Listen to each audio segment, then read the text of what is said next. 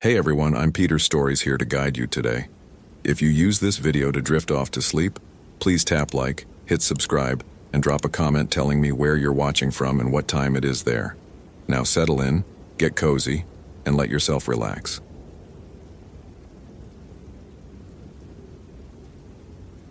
Joshua Whitmore had learned to live with the voices. 23 years as a park ranger in the Blackwood National Forest, and the last 15 of those years had been spent managing what the doctors called acute sensory sensitivity, and what his grandmother had called the gift. He didn't consider it a gift. Gifts were supposed to bring joy, weren't they? What Joshua experienced, the cold spots that preceded tragedy, the whispers in empty ranger stations, the shadows that moved with purpose rather than light, brought only dread and exhaustion. But October 31st, 2019 was different. Joshua felt it the moment he woke at dawn, a pressure behind his eyes like an approaching storm, except the weather service had called for clear skies. Halloween had always been worse for him, the veil between worlds growing gossamer thin, allowing things through that should have stayed buried. This year, though, the sensation was overwhelming, as if the world itself was holding its breath, waiting for nightfall. He stood on the porch of the main ranger station, nursing his third coffee of the morning and watching the mist cling to the valleys between the mountains. Blackwood covered 60,000 acres of dense forest in eastern Oregon, remote enough that cell service was spotty, and superstition ran deeper than the roots of the ancient pines. The locals had stories about Halloween night, stories Joshua had dismissed his first decade on the job. Stories he'd learned to respect after that October 5 years ago, when he'd found Deputy Marshal Tom Chen's patrol car abandoned near the old Holloway farmstead, engine still running, door hanging open, and no sign of Tom anywhere. They'd searched for 3 weeks, never found a body, never found so much as a boot print leading away from the vehicle. Joshua had felt Tom's terror that night, felt it like ice water in his veins even from 7 miles away. He'd radioed it in, but by the time anyone reached the location, Tom was simply gone. The official report said, lost in the wilderness, but Joshua knew better. Tom hadn't gotten lost. Something had taken him. The radio crackled to life. "Whitmore, you copy?" It was Sarah Chen, Tom's younger sister, who'd joined the Ranger Service 3 years ago. She worked dispatch on holidays, claiming she preferred the quiet. Joshua suspected she stayed close to the forest on Halloween, hoping for some sign of her brother. "Copy, Sarah, go ahead. We've got a situation. Missing hiker reported by her boyfriend about 20 minutes ago. Nicole Harper, 26, last seen on the Ridgeline Trail around noon yesterday. Boyfriend says she wanted to take photos of the fall colors, told him she'd be back before dark. Never showed." Joshua felt the cold spread through his chest. Halloween missing person. The pressure behind his eyes intensified. Did he file a report yesterday when she didn't return? A pause. No. Says he figured she went to a friend's house, got caught up in Halloween prep. Didn't worry until this morning when she didn't answer her phone, and he found her car still parked at the Ridgeline trailhead. "I'm heading there now, send the coordinates to my GPS." "Already done. Josh?" Sarah's voice dropped lower. "Be careful out there today. It's, you know." "I know." He killed the connection and grabbed his pack from inside the station. The others wouldn't arrive until 8. Halloween meant short staffing as rangers with families took the day to be home with their kids. Joshua had volunteered for the holiday shift as he always did. Better to be working than sitting alone in his cabin, feeling the world thin around him. The drive to the Ridgeline trailhead took 40 minutes along serpentine mountain roads. The forest pressed close on both sides, pines and Douglas firs forming walls of shadow despite the morning sun. Joshua's grandmother had been Scottish from the Isle of Skye, and she'd taught him about Sam Hine before the cancer took her when he was 12. "It's not Halloween, my darling boy," she'd whispered in her hospital bed, her accent thick even after 40 years in America. "It's Samhain, the night when the dead walk and the IOC cross over from their mounds. The Christians tried to sanitize it, make it about candy and costumes, but the old power remains. On Samhain, the veil tears, and what crosses over doesn't always go back." Joshua had thought it was the morphine talking. Now he knew better. The Ridgeline Trailhead parking lot was empty except for a silver Honda Civic, presumably Nicole Harper's vehicle. Joshua parked beside it and approached carefully, the gravel crunching under his boots loud in the morning stillness. No birds singing. That was the first thing he noticed. The forest was never this quiet, not even in winter. He pressed his hand against the Honda's hood. Cold. Been here all night at least. The sensation hit him like a fist to the sternum. Fear.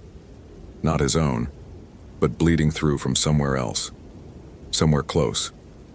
Nicole Harper's fear, he realized, still lingering in this space like perfume. She'd been terrified when she reached this parking lot. Terrified and running. Joshua closed his eyes, trying to push past the static of panic to find anything useful. An image flickered. Darkness. Cold wind. The sound of dry stalks rustling. Corn? No. There were no cornfields in Blackwood. But something rustling. Something moving through tall vegetation with purpose and malice. He opened his eyes and steadied himself against the Honda's roof. His hands were shaking. Deep breath. Focus. He'd learned meditation techniques from a therapist in Portland, ways to filter the psychic noise that threatened to overwhelm him on bad days. Halloween was the worst day of the year, but he could manage. He had to manage. The Ridgeline Trail stretched ahead, disappearing into shadow beneath the canopy. Joshua shouldered his pack and started walking, his boots finding the familiar rhythm of the trail. He'd hiked this route hundreds of times, 6 miles to the Ridgeline overlook, then a loop back down through the valley. Moderate difficulty, well marked. Impossible to get truly lost if you paid attention to the blazes on the trees. Except people did get lost, especially on Halloween. Joshua had gone maybe half a mile when he saw the first pumpkin. It sat in the middle of the trail, perfectly placed, its carved face grinning up at the canopy. The jack-o'-lantern's eyes were triangular, its mouth a jagged crescent, and even unlit in the morning sun it radiated wrongness. Joshua stopped, his breath catching. Nobody carved pumpkins and left them on remote hiking trails. Nobody. He approached slowly, every instinct screaming at him to turn back. The pumpkin was fresh, carved recently, within the last day or two, judging by the lack of decay. The face had been cut with precision, almost surgical in its execution. Joshua crouched beside it, careful not to touch, and peered into the hollow interior. Empty. No candle. But the smell wafting from it wasn't the sweet rot of pumpkin flesh. It was earthier, darker, grave soil and autumn decay. When Joshua stood and looked ahead, he saw the second pumpkin, and then the third, and the fourth. They formed a line along the trail, spaced about 20 feet apart, all carved with the same grinning face, all radiating that same sense of deliberate wrongness. His radio crackled. He yanked it from his belt. Whitmore. Josh, it's Sarah. Any sign of Harper? Not yet. But Sarah, there are jack-o'-lanterns on the trail. Someone's been out here carving pumpkins and placing them like markers. Silence on the other end. Then, that's not possible. The trail's been closed for maintenance since Monday. Nobody should have been out there. Well, someone was. At least 7 pumpkins, all identical, all fresh. Joshua felt the cold spreading through his chest again. I'm following them. They're leading deeper into the forest. Josh, maybe you should wait for backup. No time, if Nicole Harper followed these things. He didn't finish the sentence. Didn't need to. They both knew what could happen to someone alone in Blackwood on Halloween night. Okay, keep your radio on. Check in every 30 minutes. Copy that. Joshua pocketed the radio and continued forward, following the trail of grinning pumpkins deeper into the forest. The path diverged from the official trail around pumpkin number 9. The jack-o'-lanterns led off to the left, into underbrush that looked undisturbed except for one detail. Someone had recently pushed through. Broken twigs, crushed ferns, the faintest impression of boot treads in the soft earth. Nicole Harper's trail, Joshua was certain. She'd followed the pumpkins off the designated path. But why? Why would an experienced hiker, and according to her boyfriend, Nicole was experienced, Follow a line of creepy jack-o'-lanterns into the deep forest. Joshua knew the answer even as he asked the question. Because on Halloween, with the veil thin, people didn't always have full control over their actions. The AOC could call, could compel, could make you walk toward danger with a smile on your face. He pushed into the underbrush, following Nicole's trail and the pumpkins that beckoned ahead. The forest grew denser, the canopy thicker, blocking out more and more of the morning light. Joshua's watch said 8:47 a.m., but under the trees, it felt like dusk. The temperature dropped with each step, his breath beginning to fog despite the mild October weather. Pumpkin number 14 sat beside an old fence post, half-rotted and leaning at a drunken angle. Joshua stopped, his pulse quickening. He knew this fence. It marked the boundary of the Holloway property, the abandoned farmstead where Deputy Marshal Tom Chen had vanished 5 years ago. "No," Joshua whispered. "Not here. Anywhere but here." But the pumpkins continued, marching in a line toward the ruins of the Holloway farmhouse. And somewhere ahead, Joshua felt Nicole Harper's presence. Faint, fading, but still alive. Still alive, and still terrified. He had no choice. He continued forward, following the jack-o'-lanterns toward the place where the veil was thinnest. Where things that should stay dead walked on Halloween night. Where a scarecrow had stood in the same field for longer than anyone could remember. Watching, waiting, hungering for the one night of the year when it could move. Joshua had seen it 5 years ago, in his nightmares after Tom disappeared. A figure of straw and burlap, impossibly tall, with button eyes that gleamed with malevolent intelligence. The locals said old Silas Holloway had made it in 1952, had poured his rage and bitterness into its construction after his crops failed for the 3rd straight year. Said he'd mixed blood with the straw, his own blood, and whispered curses in languages he shouldn't have known. Silas had died that Halloween night, found in his field with his throat torn out, the scarecrow standing over him with straw fingers dripping red. They'd burned the scarecrow, burned it and buried the ashes. But every Halloween since, someone in Blackwood disappeared. And every Halloween, rangers reported seeing a figure in the old Holloway fields, tall and shambling, crowned with a wide-brimmed hat and moving with purpose toward the forest. The farmhouse came into view through the trees, and Joshua's breath caught in his throat.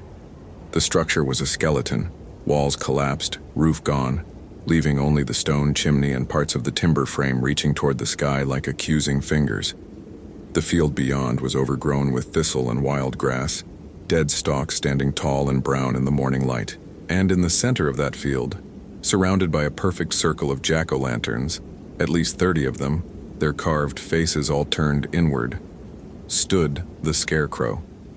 It was exactly as Joshua had seen it in his nightmares. 10 feet tall, maybe more, constructed of bundled straw wrapped around a wooden frame. Its arms were spread wide in grotesque welcome, crucifixion style, ending in 3-fingered hands made of bundled twigs.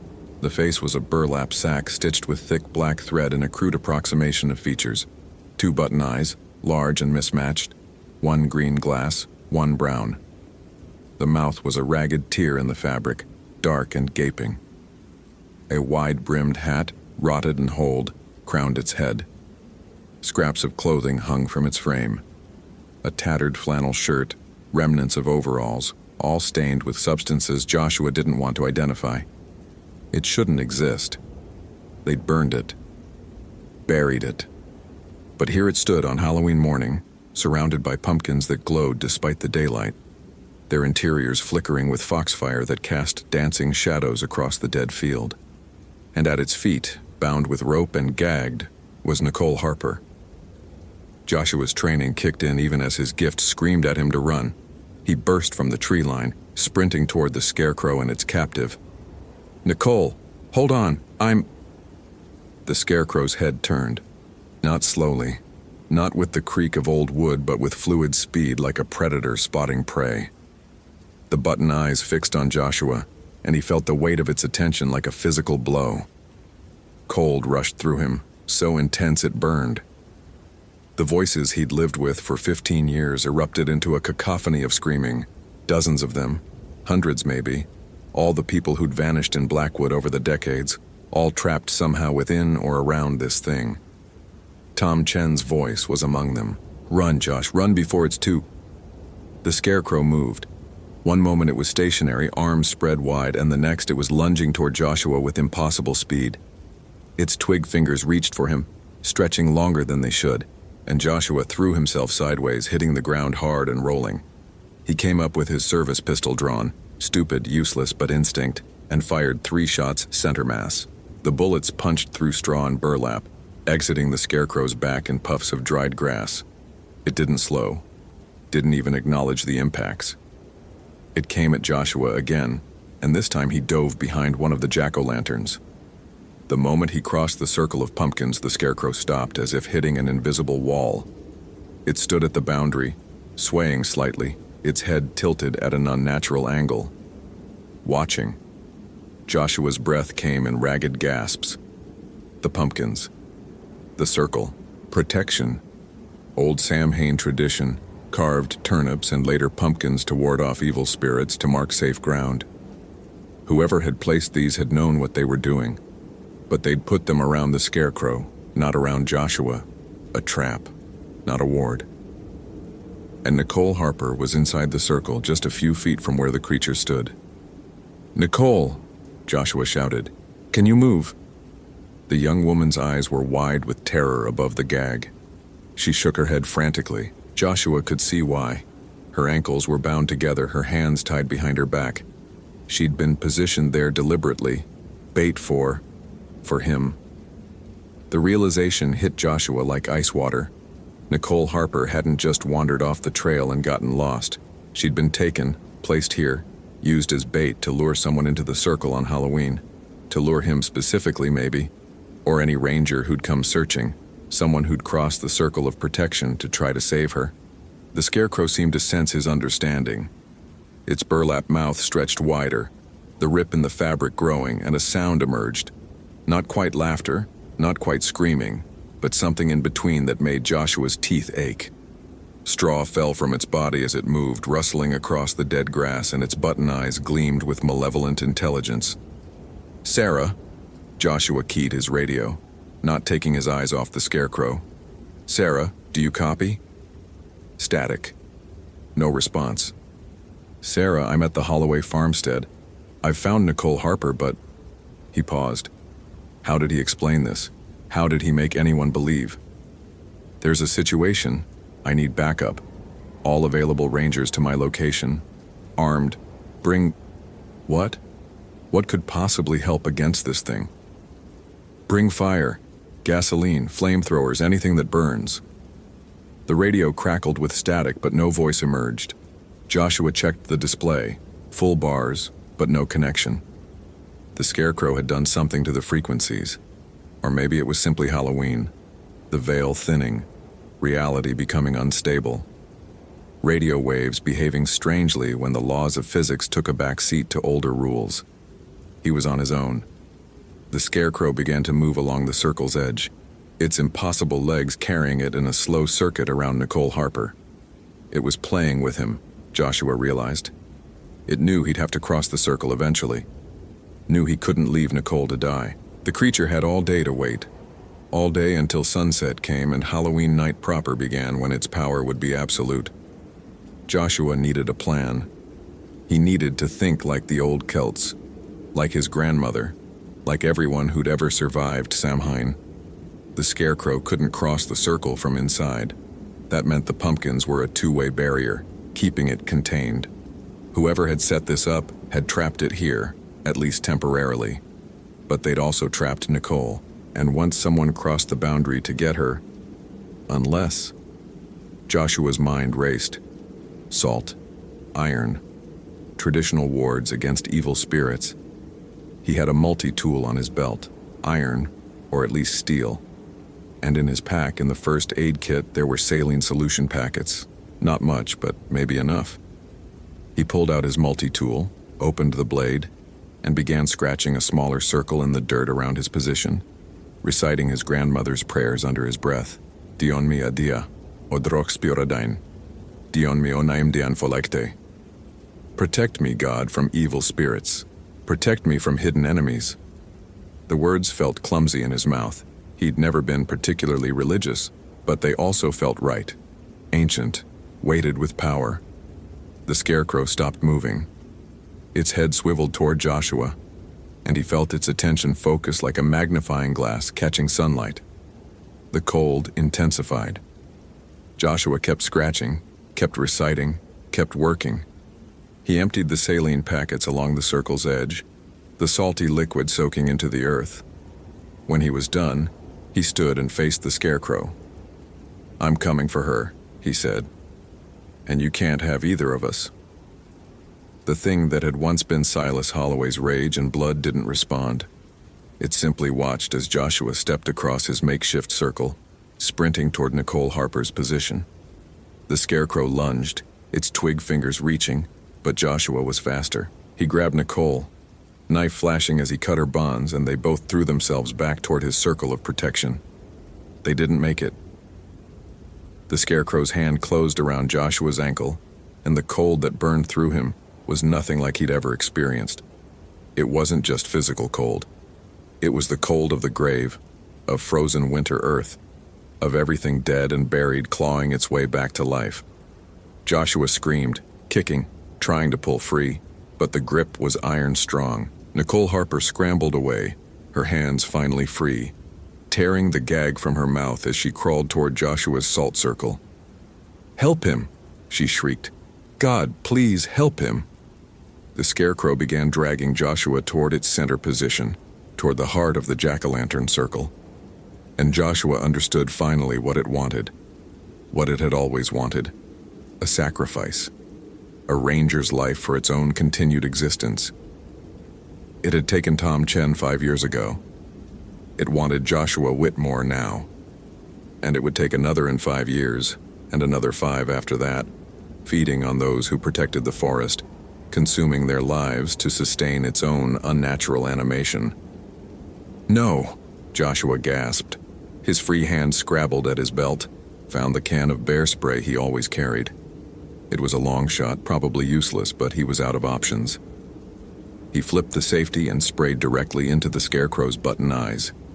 The creature recoiled, releasing Joshua's ankle, not from pain, it couldn't feel pain, but from instinct, from the animal memories embedded in the blood and rage that animated it. Bear spray was capsaicin, pepper derivative, designed to trigger panic responses in mammals. The scarecrow had been human once, or human-made, and somewhere in its twisted construction those reflexes remained. Joshua scrambled backward, his ankle burning where the scarecrow had touched him, and collapsed inside his salt circle next to Nicole Harper. They both lay there, gasping, watching as the scarecrow recovered, shaking its burlap head like a dog shedding water. The bear spray had bought them seconds, nothing more. "What is that thing?"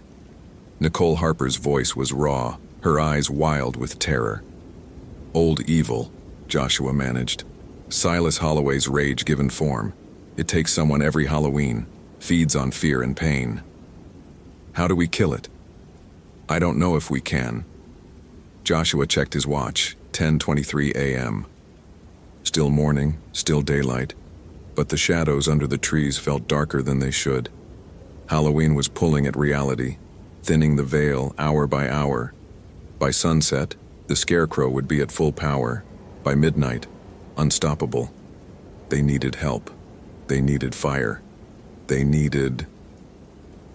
A sound cut through the morning air. Singing. A child's voice, high and clear, carrying across the dead field from the direction of the forest. "Souling, souling, we've come a-souling, pray good mistress, a soul cake. An apple, a pear, a plum, or a cherry, or any good thing to make us all merry." Joshua's blood turned to ice. Souling. The old Halloween tradition, children going door to door asking for soul cakes in exchange for prayers for the dead. But there were no children in this remote part of Blackwood, no houses for miles. And the voice was wrong, not quite right, like a recording played at the wrong speed. 3 figures emerged from the tree line. Children, or things wearing children's shapes. They were dressed in vintage Halloween costumes, A ghost made from white sheets, a witch with a pointed hat, a devil with papier-mâché horns. But their faces, visible beneath masks and makeup, were gray and withered. Dead faces. Corpses animated by the thinning veil, called forth by the scarecrow's presence or simply drawn to the concentration of supernatural energy at the Holloway farmstead. They walked in formation toward the jack-o'-lantern circle, still singing in voices that warped and echoed. Behind them came more. A figure in a 1920s suit, its head twisted backward on its neck. A woman in a long dress, her face missing below the eyes. A man dressed as a ranger, and Joshua's heart stopped because it was Tom Chen, or what remained of him, his uniform torn and stained, his eyes empty holes. "The dead are walking," Joshua whispered. "It's not even noon, and the dead are walking." Nicole Harper clutched his arm. "What do we do?" The Revenant parade reached the circle's edge and stopped. 20, maybe 30 figures, all standing at the boundary of the jack-o'-lanterns, all facing inward. The Scarecrow stood among them, the tallest figure, its button eyes fixed on Joshua and Nicole. And then the Souling children spoke in unison, their voices a chorus of winter wind. Trick or treat. The jack-o'-lantern's foxfire flickered and died. All of them, all 30 pumpkins, their protective light extinguishing simultaneously. The circle was broken. The dead surged forward. Joshua grabbed Nicole, hauling her to her feet, and they ran. Back toward the forest, toward the tree line, anywhere away from the farmstead and its impossible horrors. Behind them, the Souling song continued, growing louder, closer. "Souling, Souling, we've come a-souling, pray good mistress, your soul we'll take. A heart, a liver, lungs or entrails. Feed the hungry earth with your last exhale." They crashed through underbrush, branches whipping at their faces. Joshua's psychic sensitivity was overloaded, the voices of the dead hammering at his consciousness from all directions. He could feel them, dozens of spirits using the thinned veil to manifest, drawn to this place by the Scarecrow's power or simply emerging through tears in reality that Halloween opened every year. A root caught Joshua's foot, sending him sprawling. Nicole grabbed his jacket, trying to pull him up, but she was exhausted, her strength fading. The dead were closing in, their footsteps rustling through dry leaves, their breathing. Did they breathe? Rattling like wind through empty houses. A hand fell on Joshua's shoulder. He spun, fist raised, and found himself looking into Tom Chen's hollow eye sockets. "I'm sorry," Tom's voice emerged, dry and distant. "I couldn't warn you. It has me. It has all of us." "Tom, fight it." "Can't fight. Not on Samhain. The Scarecrow calls, we answer. It's been calling since Silas made it. Every Halloween it grows stronger. More souls, more power." Tom's head tilted at an unnatural angle. "You have to burn it, Josh. Burn it at midnight when the veil is thinnest. That's when it's most vulnerable. Fire blessed by Samhain bonfires. Traditional flames. Otherwise, it'll just reform next year." "How? How do I get blessed fire?" But Tom was already turning away, pulled by the Scarecrow's will back toward the farmstead. The other dead followed, forming a procession back to the circle that no longer offered protection. They moved like puppets, limbs jerking on invisible strings. Joshua and Nicole lay in the underbrush, barely breathing, watching the dead retreat. When the last figure disappeared through the trees, Joshua helped Nicole to her feet. "We need to get to town," he said. "Get help, get supplies, get—" "It's 20 miles to town," Nicole interrupted. "Through the forest. We'd never make it before dark. And you heard what that ghost said. We have until midnight." She was right. Joshua checked his watch, 11:47 a.m. They had 12 hours until midnight. 12 hours to figure out how to destroy a creature that had survived for 67 years, that commanded the dead, that grew stronger with every minute the veil thinned. "Samhain bonfire," Joshua said slowly. "Traditional flames." That's what Tom said. "We need to build a proper Samhain bonfire." "Do you know how?" Joshua thought of his grandmother, of the stories she'd told of traditions passed down through generations of Scots and Irish immigrants who'd brought their Halloween knowledge to America. Maybe I remember enough. They needed supplies. They needed a safe location. They needed to survive until midnight while avoiding the Scarecrow and its army of the dead, and they needed to do it all on the one night of the year when the laws of reality bent, when the dead walked, when ancient evils woke and hunted. Halloween had only just begun. Joshua led Nicole Harper through the forest, away from the Holloway farmstead, toward a destination he hoped still existed. The old fire lookout tower on Raven's Peak, 3 miles north. It was stone and metal, defensible, and most importantly, it had supplies stored for emergencies, including gasoline and road flares. The journey should have taken an hour. It took 3. The forest was wrong, paths leading in circles, trees seeming to move when they weren't looking, and always the sense of being watched by dozens of eyes. The dead were still out there, circling, waiting for the Scarecrow's command. They reached the tower at 3:17 p.m., the sun already sinking toward the western mountains. The structure stood 70 feet tall, built in 1957 as a fire watch post, long since automated and abandoned. But the door was still there, heavy steel, and it was unlocked. "Why would anyone leave this unlocked?" Nicole asked. "Rangers come here sometimes," Joshua explained, climbing the spiral stairs. "Use it as an emergency shelter or rest stop. We keep basic supplies stocked." The observation room at the top was exactly as Joshua remembered. Small, maybe 15 feet square, windows on all sides providing 360-degree views of the forest. Shelves held emergency rations, first aid kits, blankets, a battery-powered radio, and in the corner, 5-gallon cans of gasoline and a box of road flares. Joshua immediately tried the radio. Static. Just like his handheld, something was interfering with communications. He wasn't surprised. The veil had been thinning all day, and now with sunset approaching, the supernatural was bleeding fully into the natural world. "Okay," he said, forcing himself to think clearly despite the exhaustion and fear. "We have maybe 3 hours until sunset, another 5 until midnight. We need to prepare." "Prepare how?" Nicole moved to the windows, staring out at the darkening forest. "That thing commands the dead. It's got an army. What can 2 people do? We follow tradition." Joshua pulled his phone from his pocket. No signal, but the Notes app still worked. He'd been documenting folk practices for years, interviews with locals, his grandmother's stories, research from books on Celtic traditions. He scrolled through looking for anything about Samhain bonfires. There, a note from 4 years ago, an interview with Mrs. Dunwood, an elderly woman in town whose family had come from County Cork in the 1890s.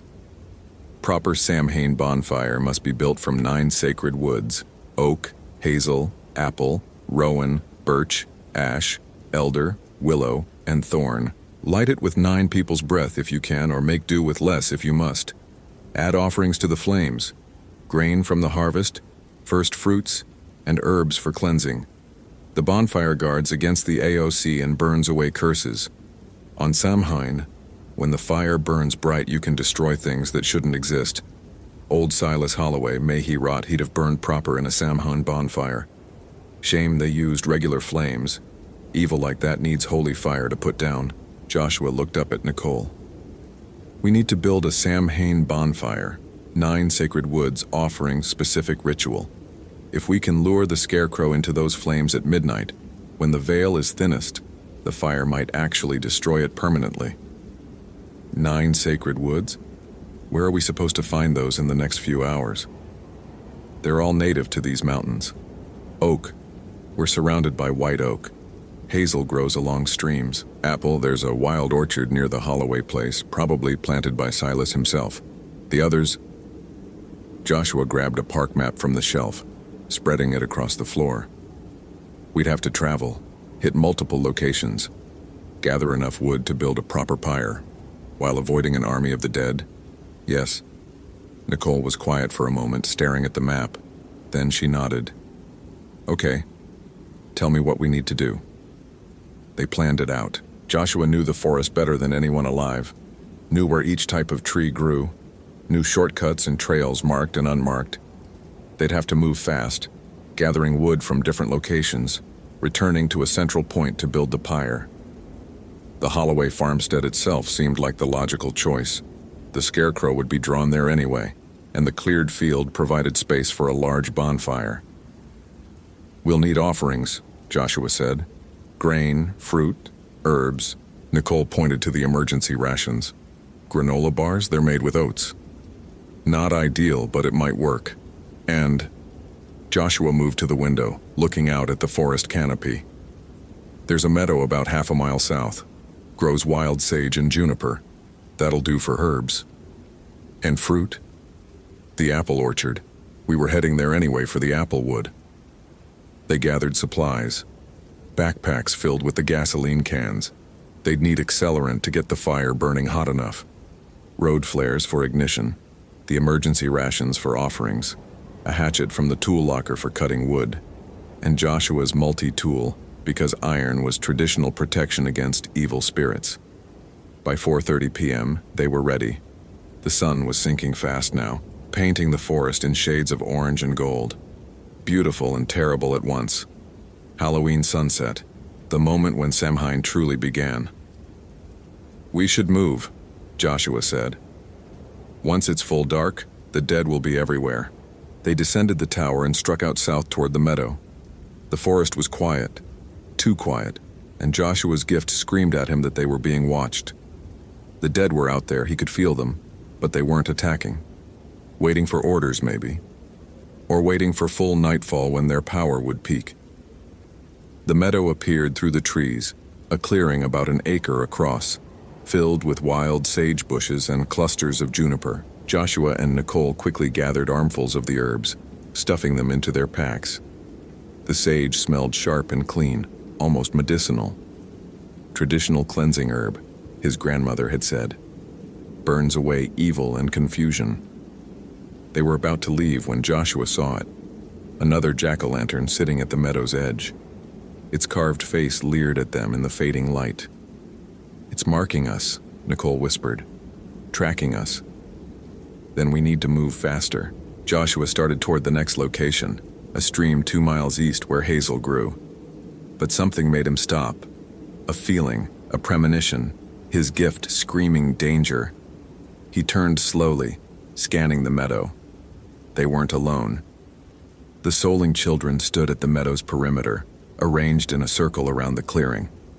Still wearing their vintage costumes, still singing in their wrong-speed voices. "Trick or treat, smell our feet. Give us something good to eat. If you don't, we don't care, we'll take your souls and leave them bare." Nicole clutched Joshua's arm. "Can we run?" "Not fast enough." The children were closing in, walking in synchronized steps, forming a tightening noose. "We need iron, salt, something to ward them off." Joshua fumbled for his multi-tool, holding the iron blade out like a talisman.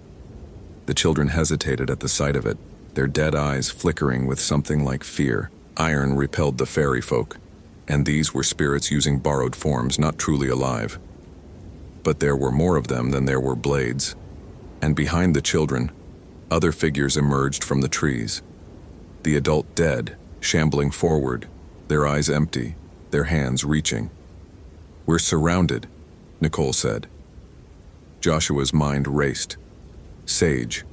Burning sage. He pulled a bundle of the herb from his pack, dug out a road flare, and struck it to life. The brilliant red flame hissed to life, and he touched it to the sage.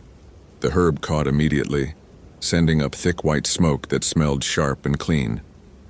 "Purifying smoke," Joshua shouted, waving the burning sage. "Traditional Samhain protection against hostile spirits." The dead recoiled from the smoke. Not far, just a step or two, but it was enough. Joshua grabbed Nicole's hand and they ran, trailing sage smoke behind them, the dead parting reluctantly before the cleansing flame. They burst from the meadow into the forest beyond, still running, the sage burning down in Joshua's hand. Behind them, the Soling song faded, replaced by a different sound. Rustling. the sound of something large moving through vegetation, stalks bending and breaking. The scarecrow was coming, drawn by their presence, their fear, their defiance. "The stream," Joshua gasped. "We need to reach the stream. Running water." Another traditional barrier. They crashed through underbrush, stumbling over roots, branches whipping at their faces. Joshua's ankle, the one the scarecrow had grabbed, throbbed with every step, the flesh feeling frostbitten despite the mild October air. His breath came in ragged gasps, and beside him Nicole Harper was flagging, her exhaustion evident. The stream appeared ahead, a ribbon of silver in the growing darkness.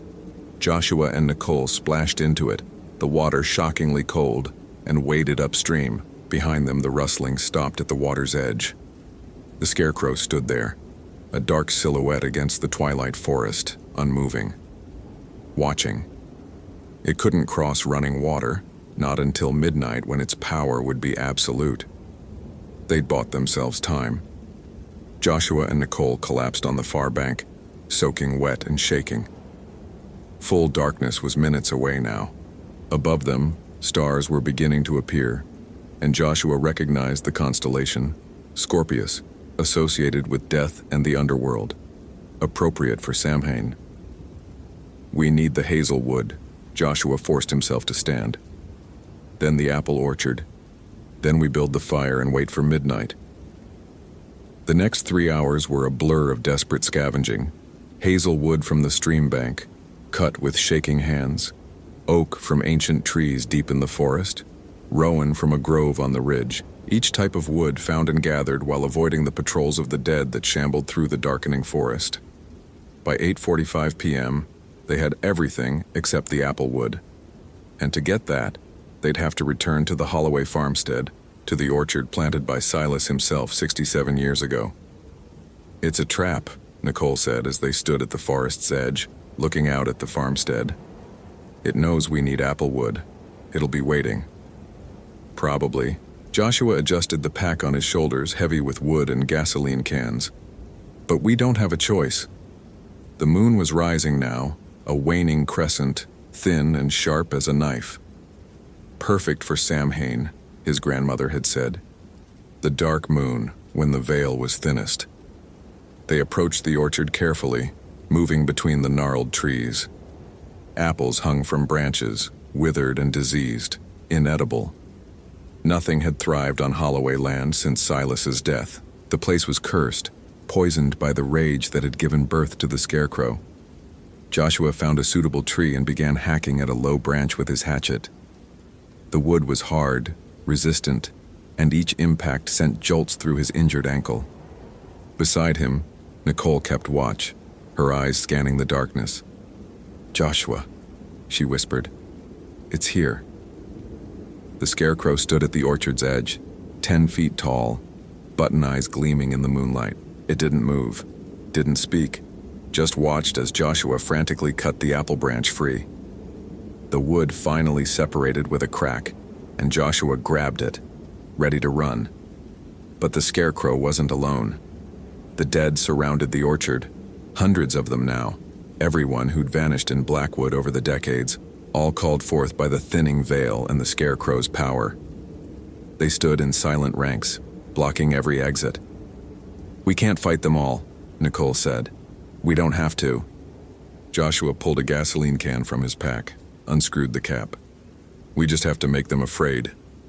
He doused the ground in a circle around their position, emptying the entire 5 gallons. Then he pulled out a road flare, struck it to life, and dropped it onto the gasoline. Flame erupted in a perfect ring, 6 feet high, roaring and spitting. The dead recoiled, crying out in voices that were wind and creaking branches. Fire, the great purifier, destroyer of unnatural things.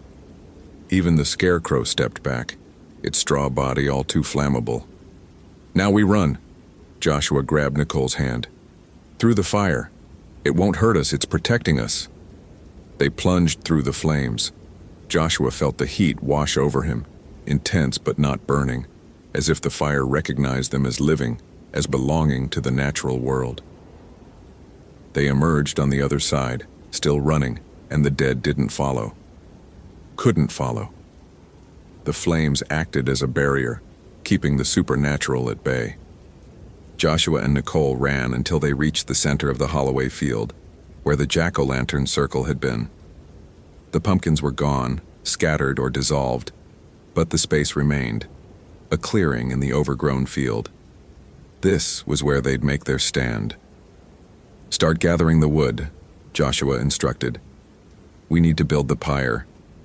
They worked feverishly, constructing a cone of wood in the center of the clearing. Oak for strength, hazel for wisdom, apple for immortality, rowan for protection, ash for connection between worlds, birch for new beginnings, elder for transformation, willow for death and rebirth, thorn for sacrifice. 9 sacred woods, carefully arranged, each piece placed with intention. Around the pyre, Joshua created a circle using the remaining gasoline, a barrier of potential flame. They had 3 road flares left, enough to ignite the bonfire when the moment came. Joshua checked his watch. 11:23 p.m. 37 minutes until midnight. 37 minutes until Samhain reached its peak, when the veil would tear completely and anything would be possible. The dead began gathering at the clearing's edge, drawn by the pyre, by the living flesh of Joshua and Nicole, by the Scarecrow's will. They stood in ranks, hundreds strong, all the missing of Blackwood Forest. Men, women, children, rangers, hikers, hunters, all consumed by the Scarecrow over decades of Halloween nights. And at their center, towering over them all, stood the creature of straw and rage and blood. Silas Holloway's final curse, given form and hunger. "It's time," the Scarecrow spoke, its voice like wind through dry stalks. "Time to join us. Time to feed the field. Time to pay the harvest debt." "No," Joshua stepped forward. "Your time is ending. Tonight on Samhain, we're going to burn you the way you should have been burned 67 years ago." The Scarecrow's button eyes fixed on the pyre. "You think your fire can harm me? Ordinary flames failed. I am beyond death, beyond ending. This isn't ordinary flame." Joshua held up the bundles of sage, the emergency ration packets filled with grain, a withered apple from the orchard. "This is Samhain fire, built with 9 sacred woods, blessed with traditional offerings. When midnight comes and the veil tears completely, this fire will burn with the power of the IOC themselves. It will burn away everything unnatural, everything that doesn't belong in this world." "You don't have 9 people to breathe life into it," the Scarecrow said. "The ritual is incomplete." Joshua felt his stomach drop. He'd forgotten that part. 9 people to breathe life into the Samhain bonfire. He and Nicole were only 2. They were missing 7. But then, from the ranks of the dead, 7 figures stepped forward. Tom Chen, deputy marshal from 5 years ago, and 6 others, wearing ranger uniforms from different eras, faces gaunt but recognizable from memorial photos Joshua had seen over the years. Rangers who'd vanished on Halloween, whose bodies had never been found. Tom spoke, his hollow voice carrying across the field. "We're still here, Josh. Trapped, but not gone. We can help. We can breathe life into the fire one last time, free ourselves, and end this thing." The Scarecrow shrieked, a sound like tearing metal. "They are mine. My harvest, my power." "They were yours," Joshua said. "But on Samhain, the dead have choices. The veil works both ways. They can cross back to the light, if we give them the chance." He turned to Tom and the other dead rangers. "You'll have to resist its control. Hold on until midnight. Can you do that?" Tom nodded slowly. "We've been holding on for years, waiting, knowing someday someone would try to end this. We can hold a few more minutes." Joshua checked his watch, 11:51 p.m., 9 minutes until midnight. "Form the circle," he instructed. "Nicole, me, and the 7 rangers. Stand around the pyre. When I give the word, we all breathe onto the wood, give it our living essence." They arranged themselves, the 9 of them forming a ring around the sacred wood construction. The Scarecrow and its army of dead watched, pressing closer, but not yet attacking. The creature knew something was happening. something that might threaten it, but it was confident in its power, confident that when midnight struck and its strength peaked, no mortal fire could harm it. Joshua placed the offerings onto the pyre, granola bars for grain, the withered apple for fruit, sage and juniper for purifying herbs, everything the tradition required, improvised but heartfelt. The watch on his wrist showed 11:58 p.m., 2 minutes. "When I light the flares," Joshua said to the circle, "we breathe together, 3 times in unison. Put everything you have into it, your hope, your will, your determination to end this curse." He struck the first flare. It hissed to life, brilliant red. He touched it to the base of the pyre. The wood caught immediately, flames spreading with unnatural speed, racing up through the 9 sacred woods. He struck the second flare, touched it to another side. Then the third, completing the triangle of ignition. 11:59 p.m. "Now," Joshua said, "breathe." The 9 of them, 2 living, 7 dead, breathed onto the growing flames. Joshua felt something flow out of him, something more than air. His intention, his will, his desperate need for this to work. Beside him, Nicole did the same, and the dead rangers, fighting against the Scarecrow's control with the last fragments of their trapped souls, breathed with them. The fire surged, flames turning from red-orange to white-hot, then to blue, then to colors Joshua had no names for, colors that existed only on Samhain when the veil was torn and the impossible bled through. "Again!" Joshua shouted. "Second breath!" They breathed as one, and the Samhain bonfire roared toward the sky, 20 feet high, 30, higher than any natural flame could sustain. The heat was intense, but didn't burn them. It recognized them as the fire's creators, as those who belonged in the living world. Midnight struck. Joshua felt it like a physical blow, reality shuddering, the veil tearing completely. For one moment, one eternal instant, the world of the dead and the world of the living occupied the same space. Ghosts walked solid. The living could see beyond the mortal realm, and the Samhain bonfire burned with power drawn from both worlds at once. "Third breath," Joshua commanded. "End this." They breathed, and the fire exploded outward, a wall of sacred flame racing across the Holloway field. It consumed everything unnatural, the dead who'd been bound there, releasing them to whatever lay beyond. It burned away the curse that had poisoned the land. And it raced toward the Scarecrow, which stood at the field's edge, no longer confident, no longer mocking, but finally afraid. The creature tried to run, but the fire was faster. It caught the Scarecrow's straw body, ignited it, and the thing that had been Silas Holloway's rage screamed as it burned. The flames were merciless, consuming straw and burlap and wood and the dark magic that had animated them all. The Scarecrow thrashed, trying to tear itself apart, trying to shed its burning components, but the Samhain fire wouldn't be denied. It burned and burned and burned until nothing remained but ashes scattered across the Holloway field. The dead rangers smiled as the fire took them too, releasing them at last. Tom Chen's ghost caught Joshua's eye one final time, nodded in gratitude, and dissolved into light that streamed upward toward the stars. The wall of sacred flame collapsed inward, returning to the pyre, which settled into a normal bonfire, still large, still hot, but no longer impossibly bright.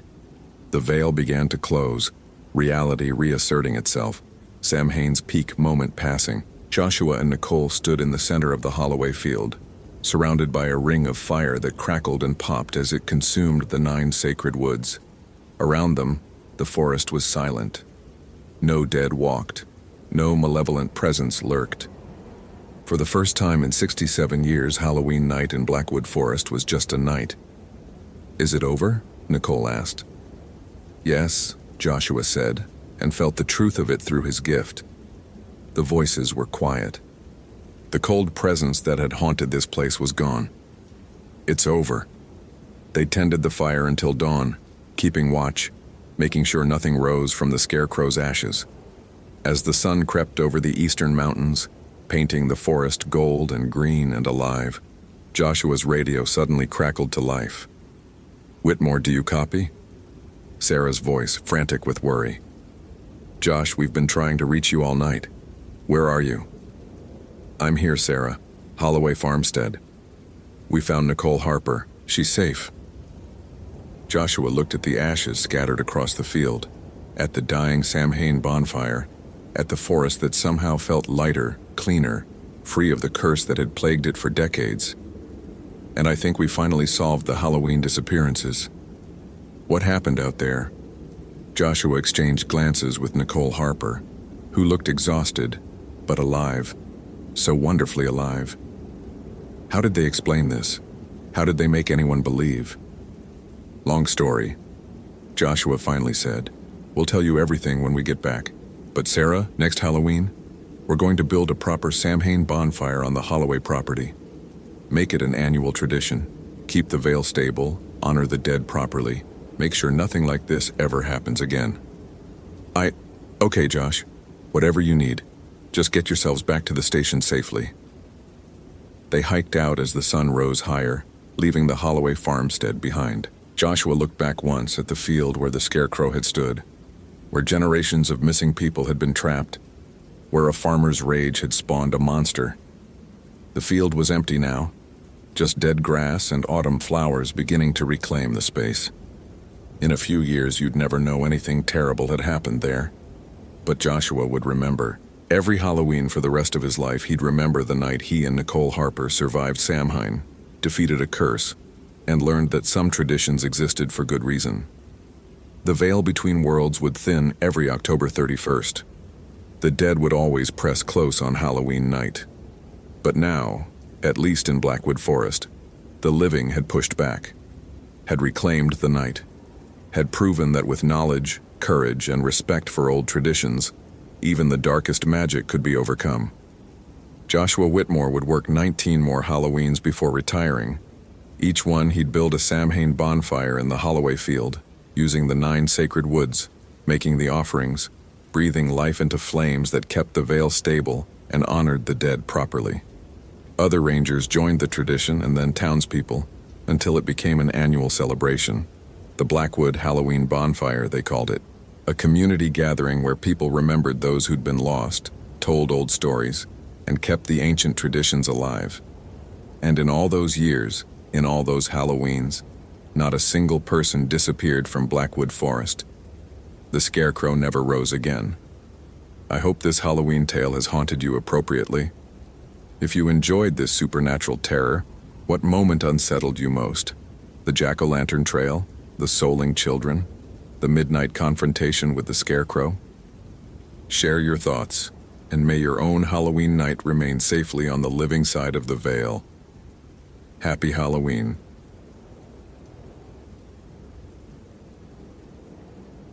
The October sun hung low over the Great Smoky Mountains, bleeding crimson through the ancient trees of the Cherokee National Forest, as James Morrison checked his radio for the 3rd time in as many minutes. Static crackled back at him, the same empty hiss that had been his only companion for the past hour. Halloween 2015 was settling over the forest like a shroud, and somewhere in these darkening woods, Jessica Campbell had vanished. James pressed the radio's call button again. "Base, this is Ranger Morrison. Still no sign of the missing hiker. Approaching the old McCreary settlement site." He released the button and waited. Nothing but static answered. He glanced at his watch. 5:47 p.m. The sun would be gone in 20 minutes, and with it, any hope of an easy search. His phone buzzed in his pocket, a text from his wife, Sarah. "Kids want to know when you'll be home for trick-or-treating." Emma's upset. His jaw tightened. Emma was 7, and this was supposed to be the first Halloween he'd actually be home to take her and his son Michael around the neighborhood. 4 years of working this job. 4 years of missing Halloween because someone always got lost or hurt on October 31st, thinking the mountains were just another backdrop for their holiday adventures. But this year was supposed to be different. This year, the new ranger, Patterson, was supposed to handle Halloween duty while James finally kept his promise to his daughter. Then Patterson's mother had her stroke that morning, and James had volunteered to cover. What else could he do? And now, at 5:47 on Halloween evening, 23-year-old Jessica Campbell was somewhere in these woods, and James's own children were 6 miles away, waiting for a father who might not make it home before the dead of night. He'd found Jessica's car at the Old Settlers Trail trailhead at 4:15, 2 hours after her roommate reported her missing. The vehicle was locked, her purse still inside, phone dead, but her day pack was gone, and so was she. The trail led deep into the forest, past the historic McCreary homestead where Scots-Irish settlers had lived in the 1800s, bringing their old country traditions to these New World mountains. James knew the area well, too well. He knew what the old-timers said about this place, especially on Halloween.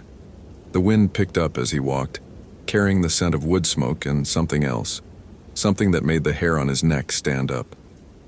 Fallen leaves swirled around his boots in patterns that seemed almost deliberate, almost purposeful. He'd been a ranger for 12 years, had worked in these mountains for most of his adult life, and he'd never quite shaken the feeling that the Smokies remembered things, held grudges, kept secrets in their ancient hollows and forgotten coves.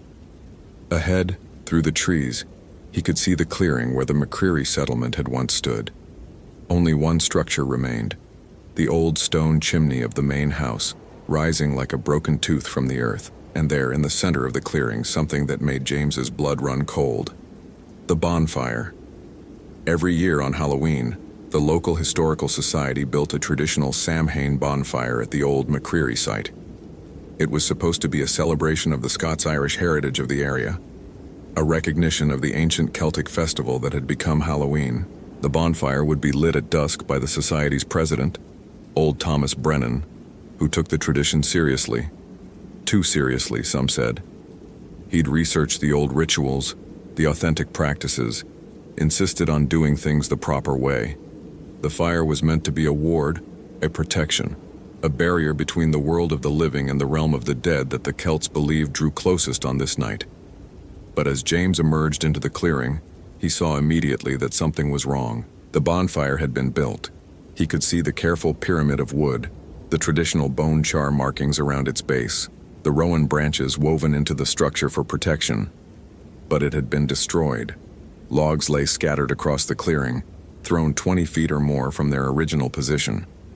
The protective circle of salt that should have surrounded the pile had been scuffed away, ground into the dirt. And in the center of it all, where the heart of the fire should have been, someone had spray-painted a symbol James didn't recognize.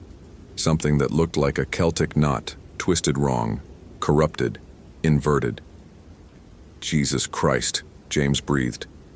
His radio crackled to life, making him jump. Morrison, this is Base. We've got a problem. It was Sharon, the dispatcher, and her voice carried an edge of panic he'd never heard before.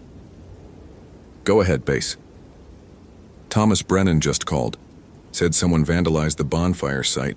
He's on his way up there now, said under no circumstances should anyone be in that area after dark. James. He sounded scared. Really scared. He kept saying something about the barrier being broken, about it being too late to... Static swallowed her words. Base, repeat. You're breaking up. More static then. Don't let anyone near that clearing after sunset. The ritual, James, the protection ritual has been... The radio went dead completely. James stared at the destroyed bonfire, at the malevolent symbol painted at its heart, and felt something cold settle in his gut. The temperature had dropped at least 10 degrees since he'd entered the clearing. His breath misted in front of his face. It was too cold for late October, even in the mountains. Wrong cold. Unnatural cold. And then he saw the pumpkin. It sat at the base of the old chimney, a jack-o'-lantern carved with a leering face, candle already lit inside despite the fact that no one should have been here. The light flickered, casting dancing shadows across the stones. James approached slowly, every instinct screaming at him to leave, to get out of the clearing, to run back to his truck and call for backup. But Jessica was out here somewhere, and he was a father himself. And someone else's daughter was lost in these woods on the night when, according to legend, the dead walked free. He was 3 feet from the pumpkin when he heard it. Hoofbeats. Distant at first, so faint he thought he might be imagining them. But they grew louder, closer, the rhythmic thunder of a horse galloping hard through the forest. Impossible. There were no horses allowed in this section of the park, and the terrain was too rough for riding anyway. But the sound grew clearer, accompanied now by something else.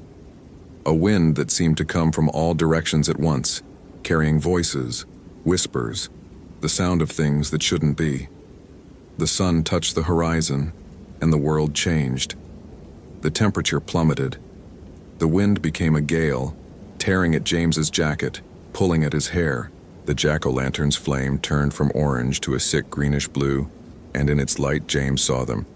Figures emerging from the tree line. Dozens of them, scores, people in old-fashioned clothes, faces pale and expressionless, moving with the jerky gait of marionettes. Some he recognized or thought he did. Old Man Henderson, who died of hypothermia in these woods 3 winters ago. The Miller girl, the teenager who'd fallen from Clifftop last April. Others older, much older, their clothes dating back decades, generations, all moving toward the clearing, toward the destroyed bonfire, toward him.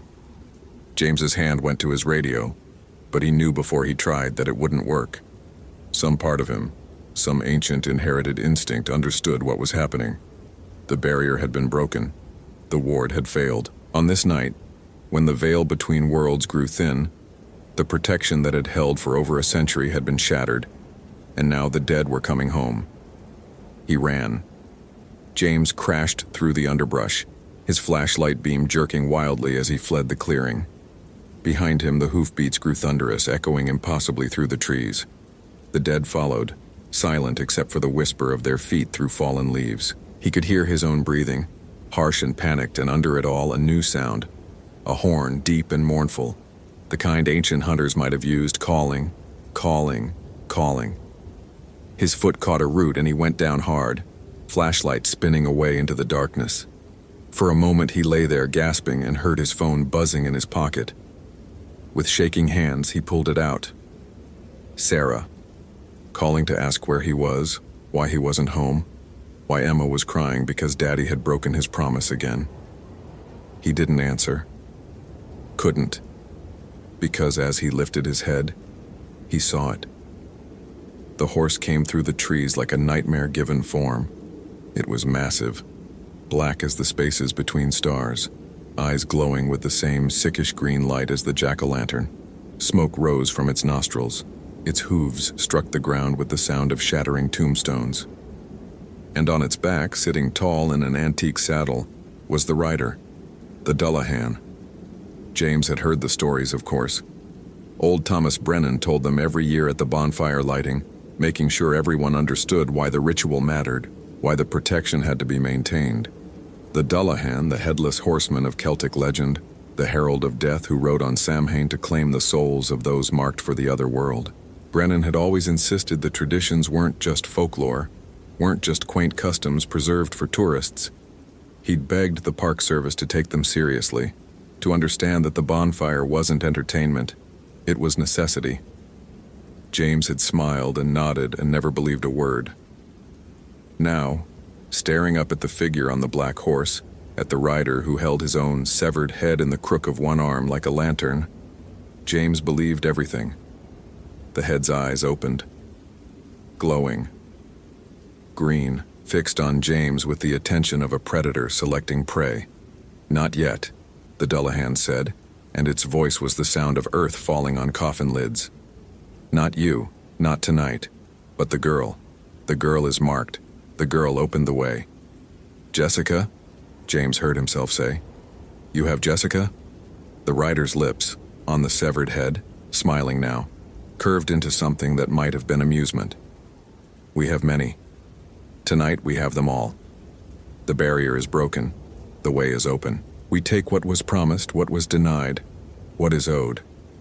The horse reared and James scrambled backward. His hand found his flashlight, and without thinking he swung it at the horse's legs.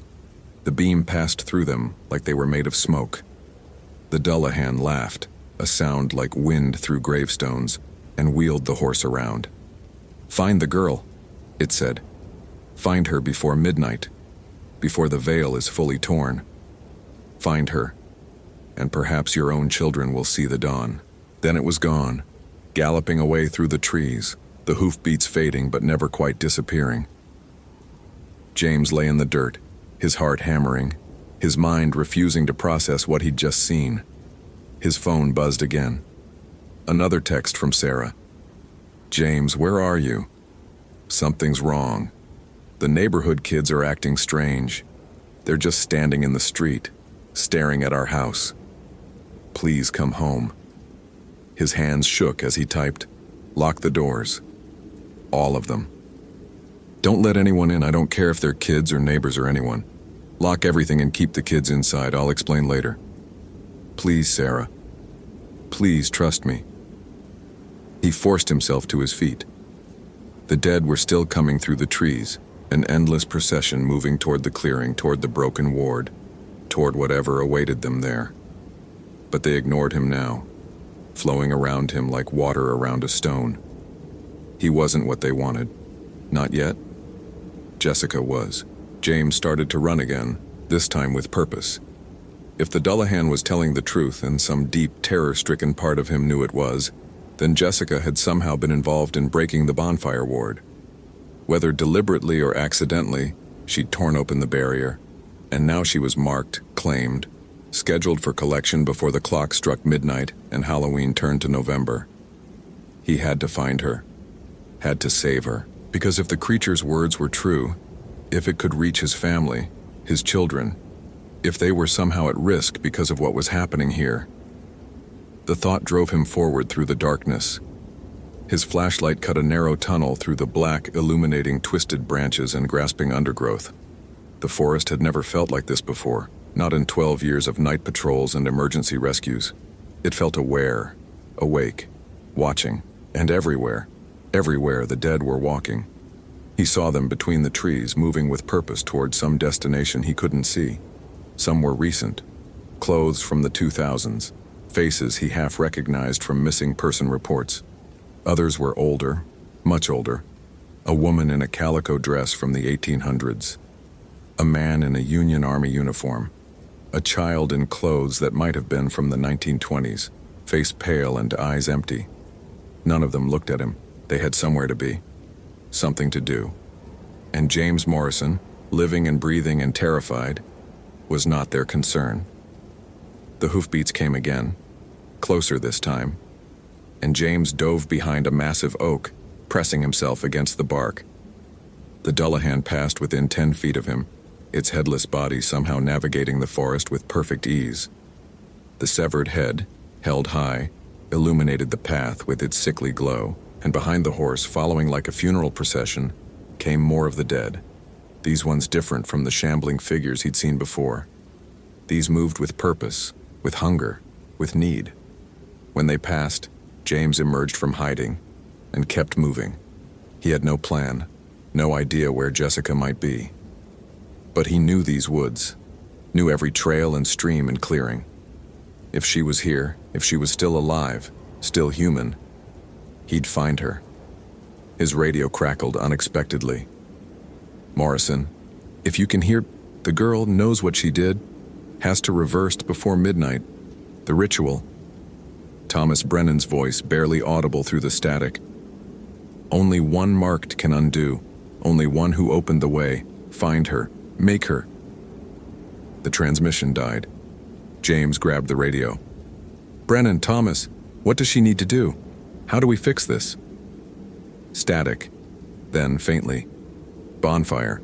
Must be lit properly. Salt circle restored. Offering made. But she has to do it. Has to, willingly, or the Dullahan takes her, takes them all." "All? What do you mean all?" "Everyone the dead have claimed. Everyone marked, including..." The radio went dead again, but James didn't need to hear the rest. "Including his family, including Emma and Michael and Sarah." The Dullahan's words came back to him. "Perhaps your own children will see the dawn." They were marked, all of them, because James had failed to keep his promise, failed to be home, failed to protect them from whatever forces had been unleashed when the bonfire ward was broken. He started running again, faster now, desperate. The trail ahead showed signs of recent passage, broken twigs, disturbed leaves. Someone had come this way. He followed the signs, hope and terror warring in his chest. The hoofbeats continued to echo through the forest, sometimes close, sometimes distant, never quite fading. The Dullahan was hunting, searching, claiming the souls it had been promised. A scream split the night. Female, young, ahead and to the left. James sprinted toward it, crashing through brush that tore at his jacket and face. He burst into a small hollow and found her. Jessica Campbell sat huddled against a fallen log, her face streaked with tears and dirt. Her eyes were wide with terror, and when she saw James, she lunged toward him. Oh God, you have to help me. There's something out there, something following me. I can hear it, I can hear. Jessica. James grabbed her shoulders. Listen to me. What did you do at the bonfire site? She stared at him, confusion mixing with fear. What? The bonfire at the old McCreary settlement. Did you go there? Did you touch anything, break anything? Her face changed, became defensive. I didn't mean to. I was just taking pictures. It was for my art project about abandoned places and forgotten traditions. There was this weird wooden structure, and I thought it would make a cool photo, so I climbed on it to get a better angle, and it collapsed. I tried to fix it, but then I heard someone coming and I panicked and ran. I didn't think it was a big deal, it was just some old wood pile. James felt his blood turn to ice. Did you disturb the salt circle around it? There was salt on the ground, yeah. I brushed some of it aside when I was trying to put the wood back, and there was this symbol painted in the dirt. It looked neat, so I traced over it with spray paint I had in my pack to make it show up better in photos. Why? What's happening? What are those things in the forest? Before James could answer, the hoofbeats came again, much closer. The temperature dropped another 10 degrees.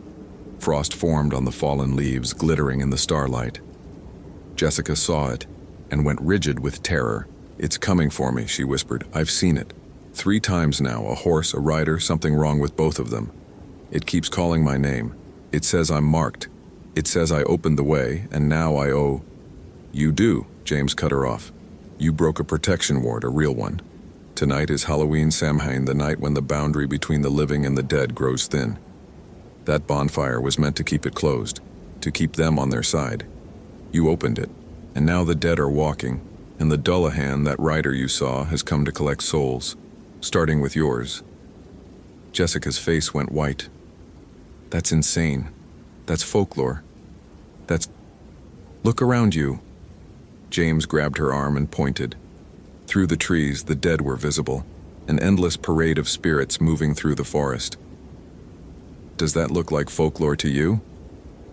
She stared, her mouth opening and closing soundlessly. Then, oh my God, what did I do? Something that can be fixed, James said, hoping it was true. But you have to help. We have to get back to the bonfire site. We have to rebuild it properly, restore the salt circle, light it the right way, before midnight, before the veil tears completely open. And if we don't? James thought of his children, standing in their Halloween costumes, waiting for a father who might never come home. He thought of Sarah, locking the doors against things that didn't care about locks. He thought of the Dullahan's promise. Perhaps your own children will see the dawn. Then a lot of people die, he said quietly, including my family. Jessica looked at him, really looked at him, and something in his face must have convinced her. She nodded. Okay. Tell me what to do. They started back toward the clearing, moving as quickly as they dared. The forest had become a maze of the dead, spirits crossing their path at every turn. Most ignored them, but some paused, turned, watched with empty eyes. James kept Jessica close, his flashlight sweeping the path ahead. His watch read 8:47 p.m., 3 hours and 13 minutes until midnight. The hoofbeats came again, and this time they didn't fade. They grew louder, closer, accompanied by the blast of that mournful horn. The Dullahan was no longer hunting. It was herding, driving them toward something. They burst into another clearing, not the bonfire site, somewhere else, and found themselves surrounded. The dead formed a circle around them, 3 deep, blocking every exit. And there, at the far edge of the clearing, the Dullahan sat motionless on its black horse, the severed head raised high, eyes blazing green.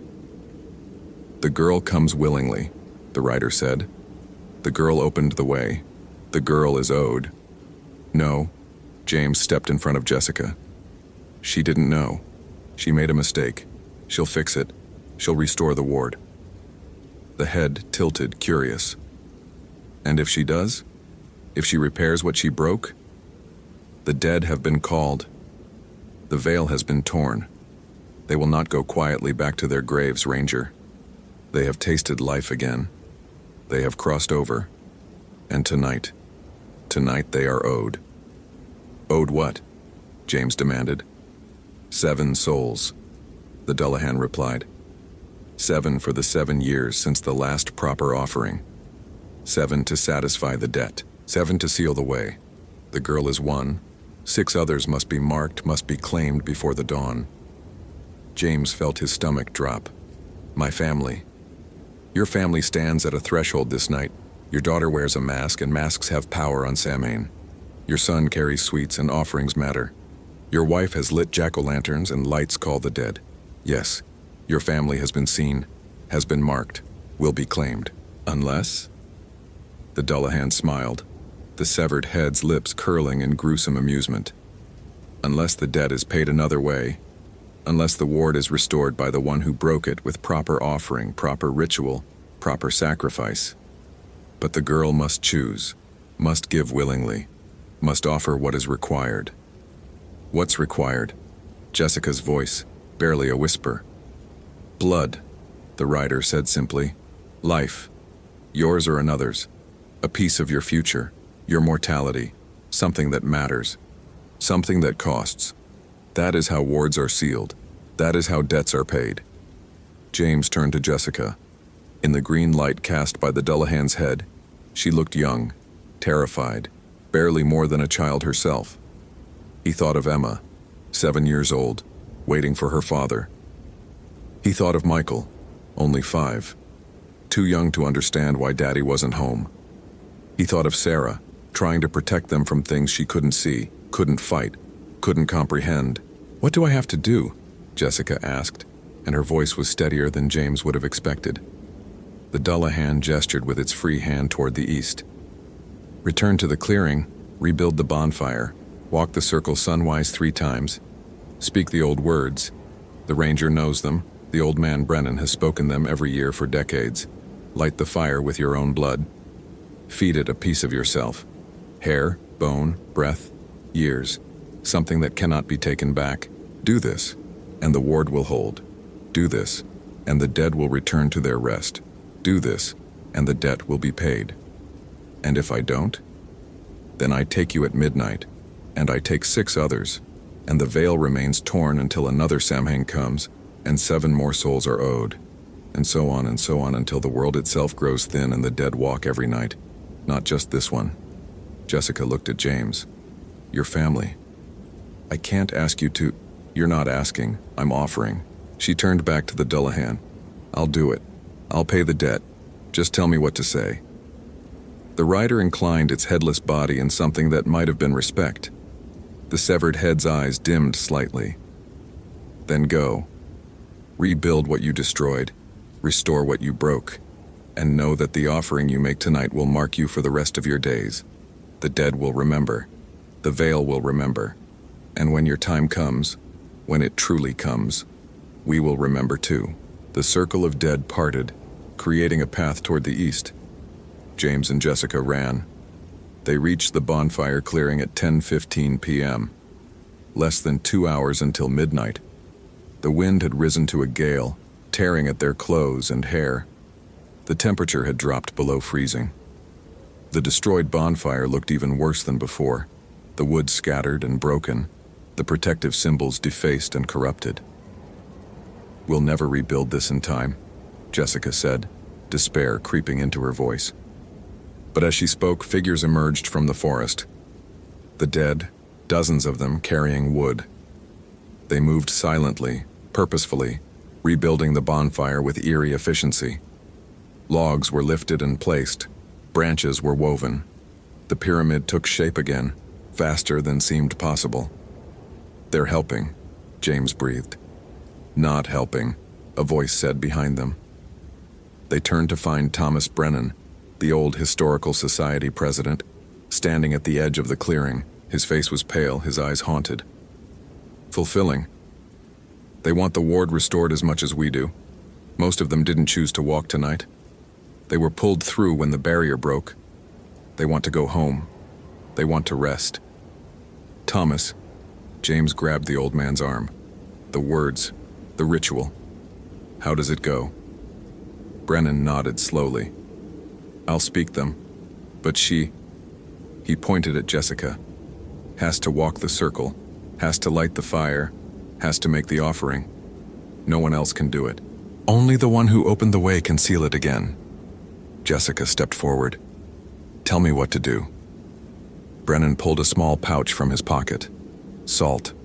He moved around the clearing, retracing the protective circle, his hands shaking but his voice steady as he muttered in what sounded like Gaelic.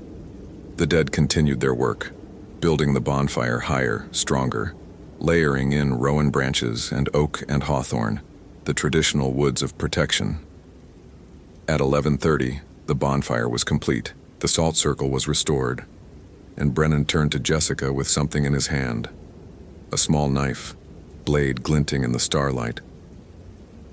"When I give the word," he said quietly, "you'll walk the circle 3 times, sunrise direction. On the 3rd pass, you'll cut your palm and let blood fall on the bonfire. As you do, you'll speak after me. You'll offer a piece of yourself, not just blood, but something more. Years, memory, future, something that costs.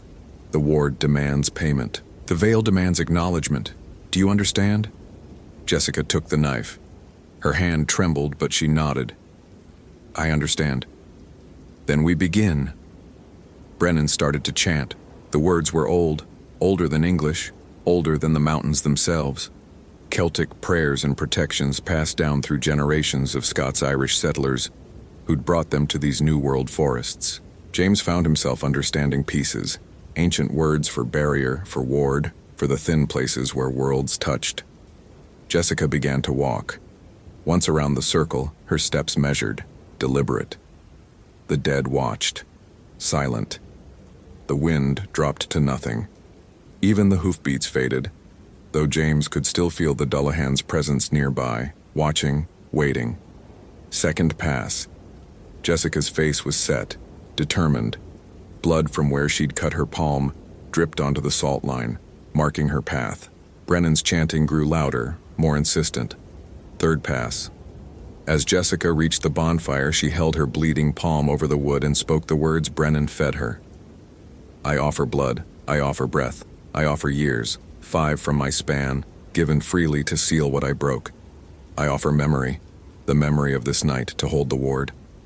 I offer future, the children I might have had, their lives traded for the lives I endangered.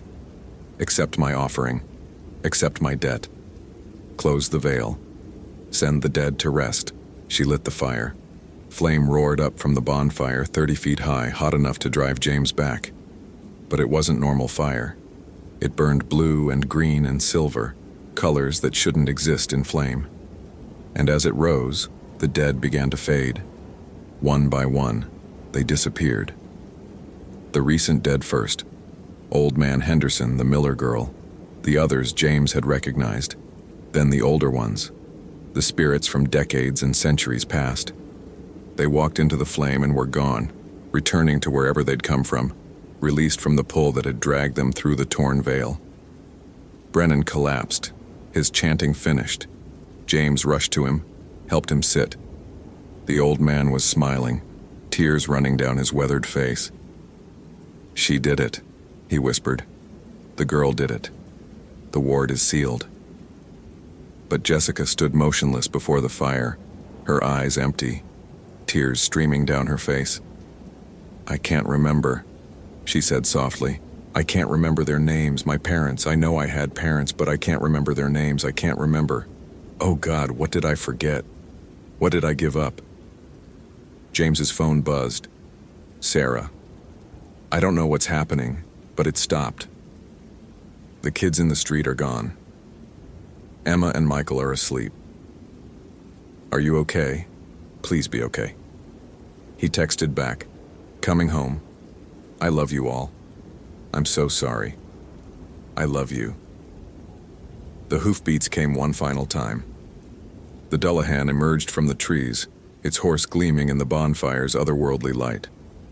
The rider approached the edge of the circle, close enough that James could see impossible details. The black armor, the silver bridle, the rotted flesh of the severed head. The debt is paid, the Dullahan said. The ward is sealed. The veil will hold another year. Well done, girl. You have purchased life with life, future with future. The price was steep. The cost is permanent.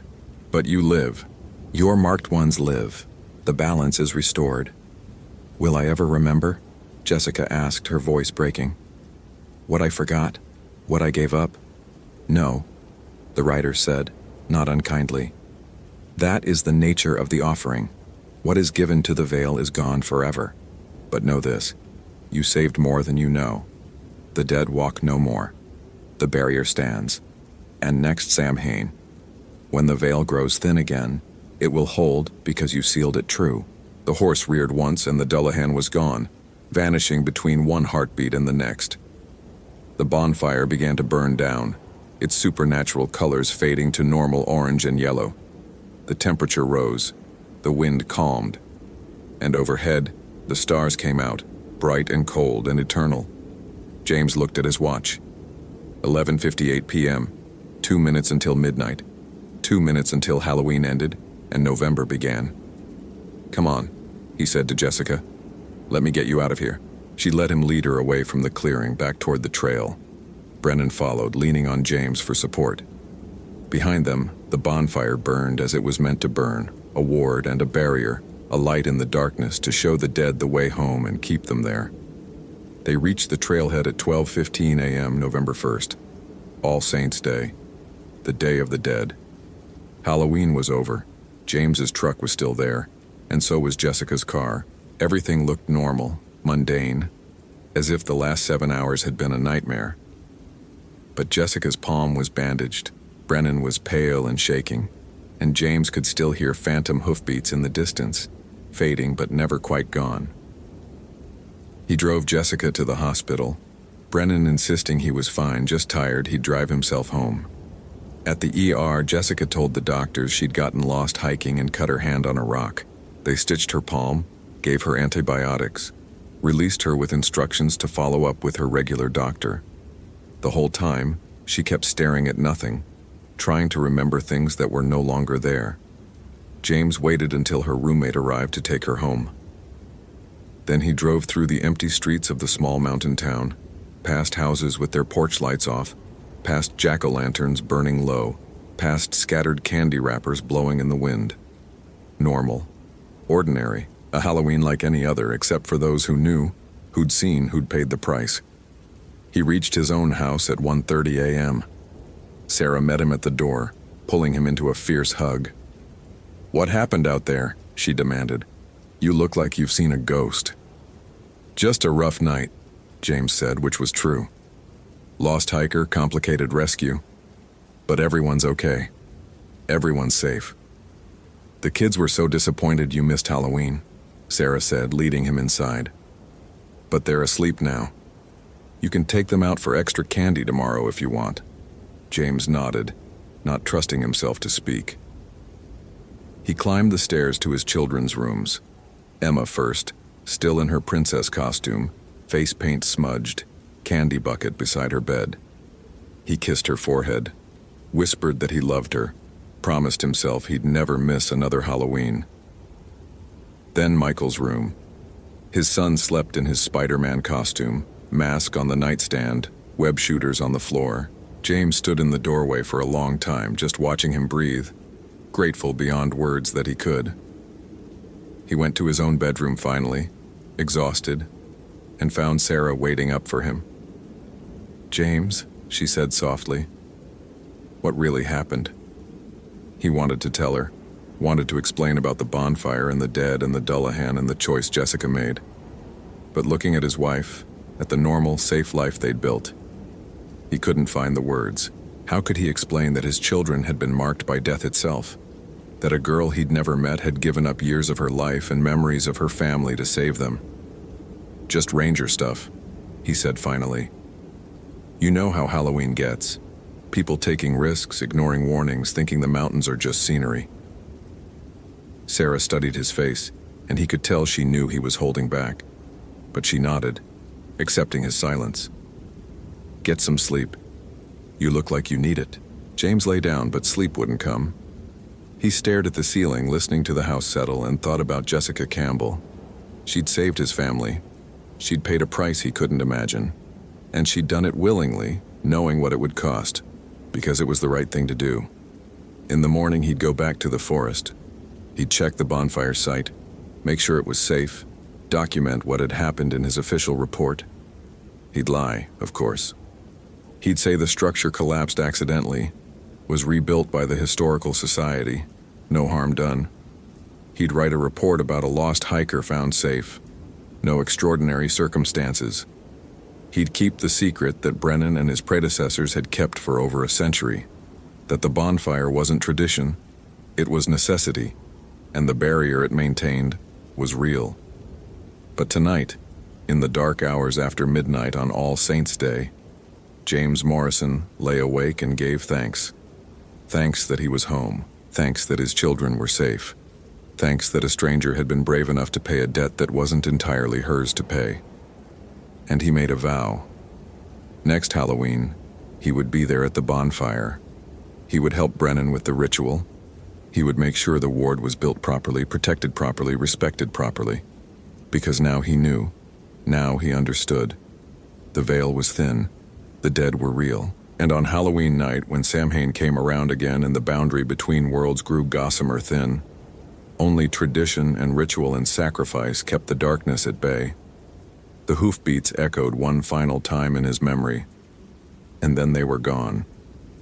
James closed his eyes and slept. Outside in the forest, the bonfire burned down to embers. The salt circle held. The ward stood strong, and in the spaces between heartbeats, in the thin places where worlds touched, the Dullahan rode on, searching for the next soul that would be owed when another Halloween came around. But that was a year away. For now, the debt was paid. The barrier held. The living lived, and the dead rested, and the ancient balance between the worlds was restored. Until next Samhain, when it would all begin again. I hope this Halloween literary nightmare has haunted you. If you appreciated this seasonal terror, consider following for more Halloween stories. What moment of this cursed night terrified you most? What do you think Jessica really gave up when she sealed the veil? Happy Halloween.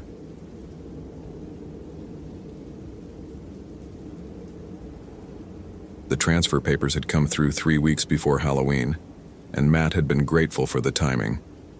A fresh start in Olympic National Park, Washington, far from the desert heat of his previous post in Arizona, far from the memories he'd rather leave behind. The paperwork described it as a career advancement opportunity, but Matt knew bureaucratic euphemism when he saw it. They needed bodies in the field, and he needed a change. Simple as that. What the paperwork hadn't mentioned were the local superstitions. October 31st dawned cold and overcast, the kind of Pacific Northwest morning where mist clung to the towering Douglas firs like something alive. Matt stood outside the ranger station, nursing his third cup of coffee and watching carved pumpkins appear on porches across the small town of Forks, visible in the valley below. His supervisor, a grizzled veteran named Carson, hadn't shown up yet, which was unusual. Carson ran the station like a military operation, always early, always prepared. Matt checked his watch. 7:45. He had a patrol scheduled for 9, covering the northern trails where day hikers sometimes got ambitious and found themselves lost by nightfall. Halloween fell on a Saturday this year, 2003, a date Matt would remember for the rest of his life, which meant the trails would see more traffic than usual. Tourists loved the idea of hiking through spooky forests on Halloween. Matt found it mostly annoying. More people meant more rescues, more injuries, more idiots taking selfies near cliff edges. The station door banged open and Carson emerged, looking like he hadn't slept. His weathered face was drawn, and there was something in his eyes that Matt had never seen before. Fear. No, something worse. Resignation. "You're late," Matt said, keeping his tone light. Carson didn't smile. "You working the overnight shift?" "Scheduled for day patrol. Jenkins has the overnight." "Jenkins called in sick." Carson lit a cigarette with shaking hands. "You're on until dawn." Matt felt irritation spike. "Carson, I've got plans. Cancel them." The older ranger's voice was flat. "You're new, so you don't know. But tonight..." He trailed off, took a long drag. "Just stay on the main roads. Don't go into the deep woods after dark, no matter what you hear." "What's that supposed to mean?" Carson looked at him for a long moment. "You ever wonder why this station has such high turnover?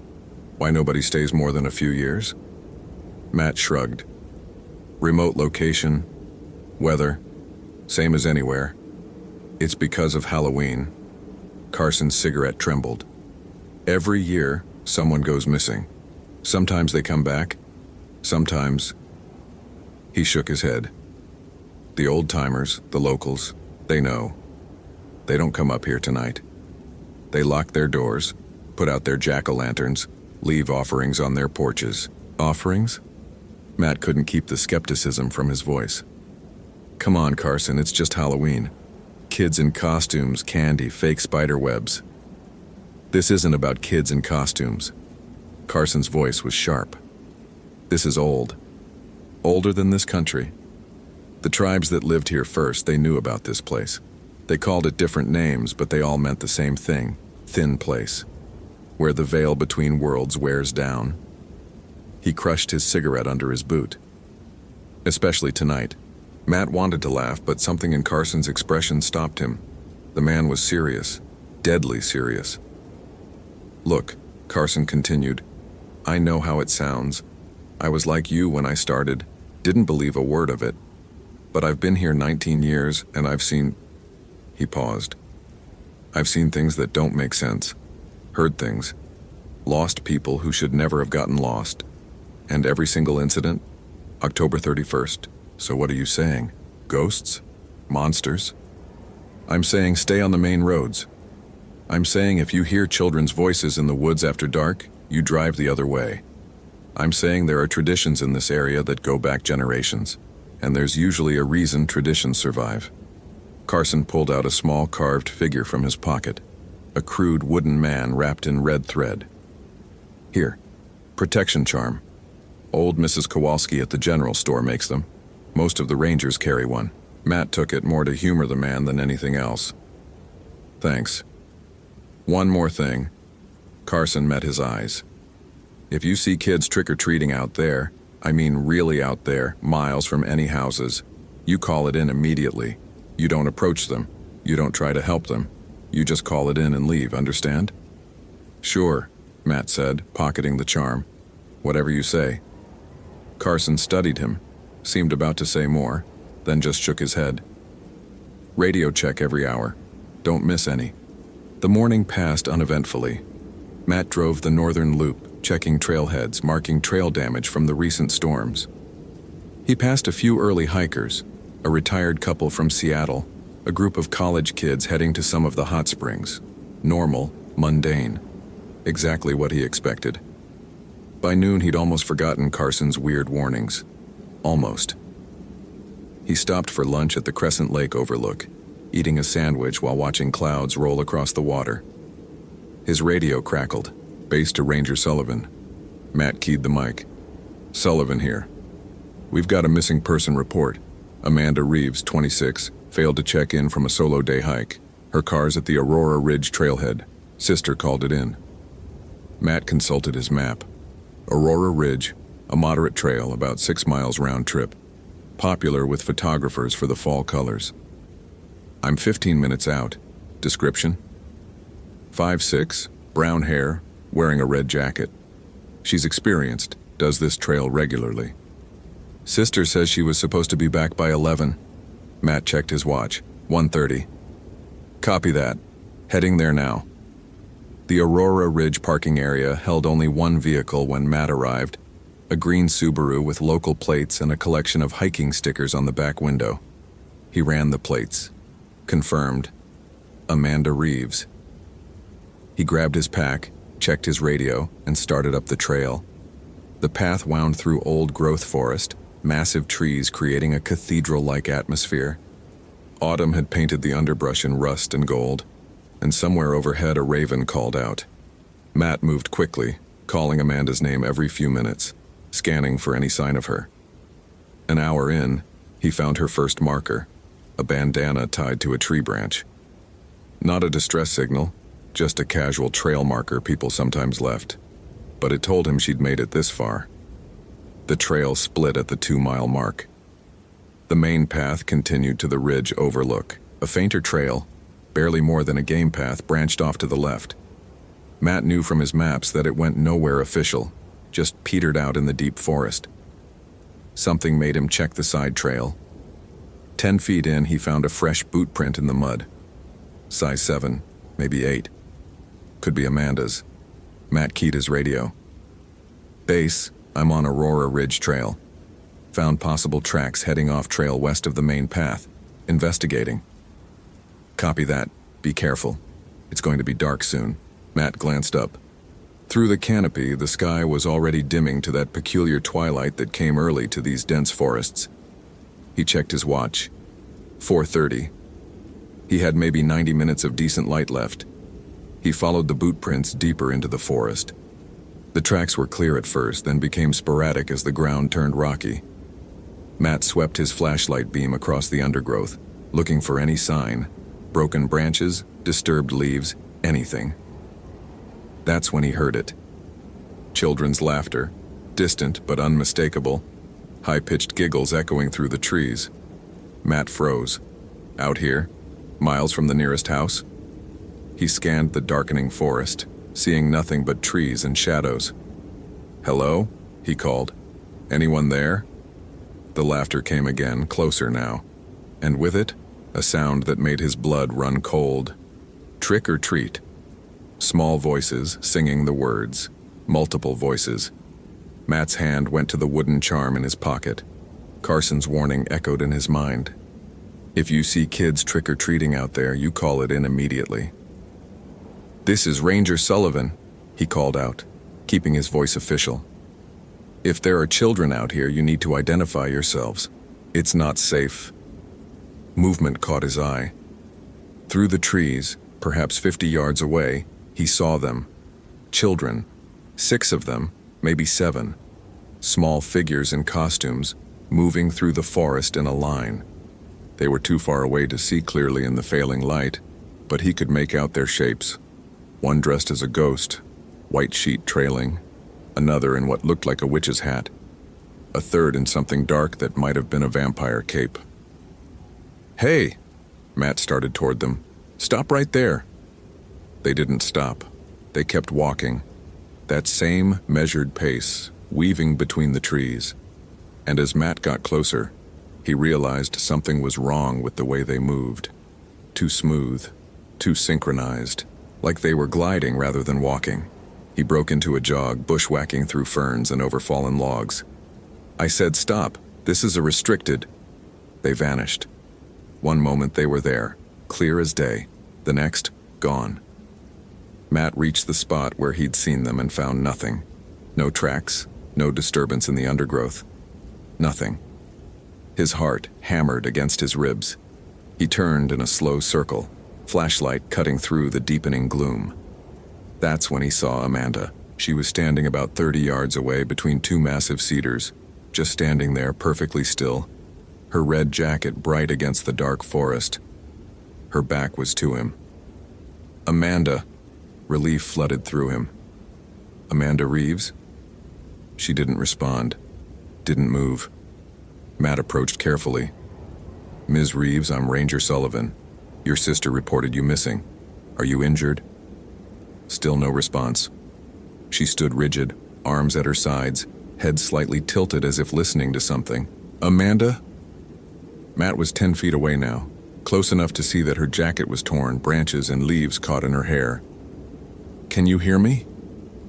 She turned her head, not all the way around, just enough for him to see her profile, and Matt saw that her eyes were wide, unblinking, filled with an expression he'd seen before on the faces of trauma victims.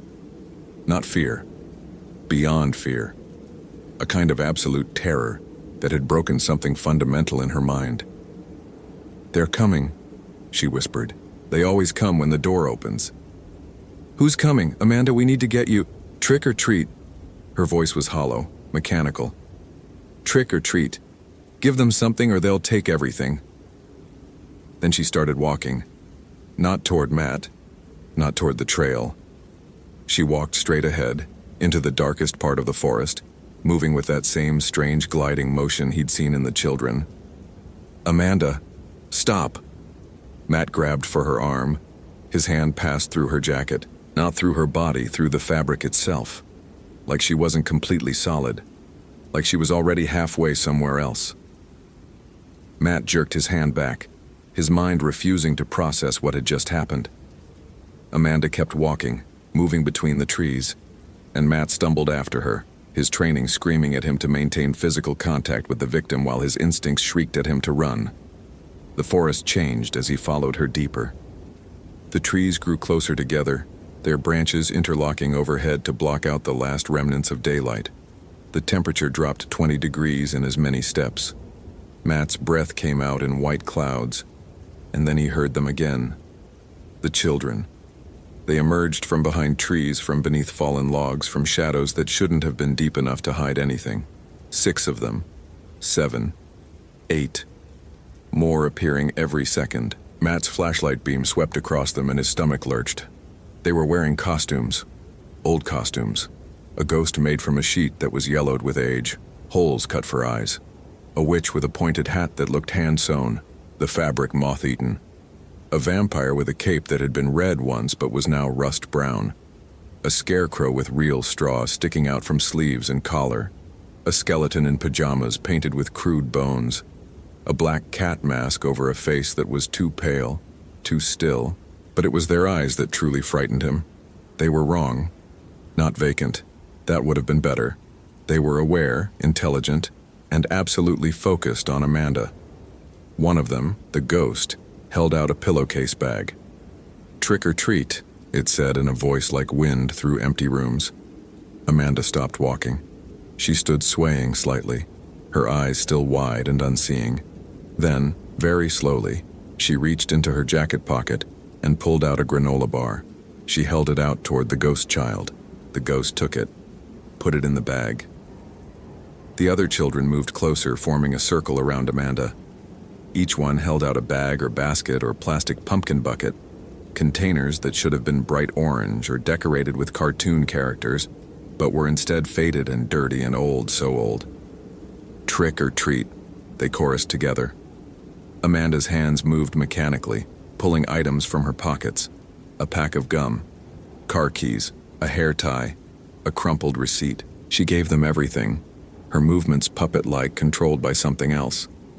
Matt found his voice. "Stop! Leave her alone!" None of them looked at him. They only had eyes for Amanda. When her pockets were empty, the children moved closer still. The one in the cat mask reached out with small hands and took hold of Amanda's sleeve. The scarecrow took her other arm. The skeleton child took her hand. "No!" Matt lunged forward. A child stepped into his path. The vampire. Up close, Matt could see that the cape wasn't rust-brown from age. It was caked with old blood. The child's face was corpse-pale, lips pulled back from teeth that were too sharp, eyes that were flat and dead and hungry. "You're not invited," the vampire child said. Matt tried to push past. His hands met solid resistance, not the child's body, but something else. An invisible barrier, like pressing against thick ice. The more he pushed, the colder it got, until his fingers went numb. Beyond the barrier, the children were leading Amanda away. She walked docilely between them, her expression never changing, as they guided her deeper into the forest. "Amanda!" Matt's shout came out strangled. He grabbed his radio with freezing fingers. Base, this is Sullivan. I need immediate backup at... He looked around, trying to get his bearings. Nothing looked familiar. West of Aurora Ridge Trail, approximately 2 miles. I have visual on Amanda Reeves and... The radio crackled. Through the static, he heard Carson's voice. Sullivan. Can't. Breaking. Where? Aurora Ridge. Send everyone. Matt was screaming now. There are people out here. They've got Amanda. The vampire child smiled at him. We're not people. Then they were gone. All of them. Amanda, the children, vanished between one heartbeat and the next. The invisible barrier disappeared, and Matt stumbled forward, nearly falling. He caught himself against a tree, breathing hard. The forest was suddenly, absolutely silent. No wind, no bird calls, no insects, nothing. Matt ran. He crashed through the undergrowth, following the direction they'd gone, his flashlight beam jerking wildly as branches whipped at his face. Amanda! No response.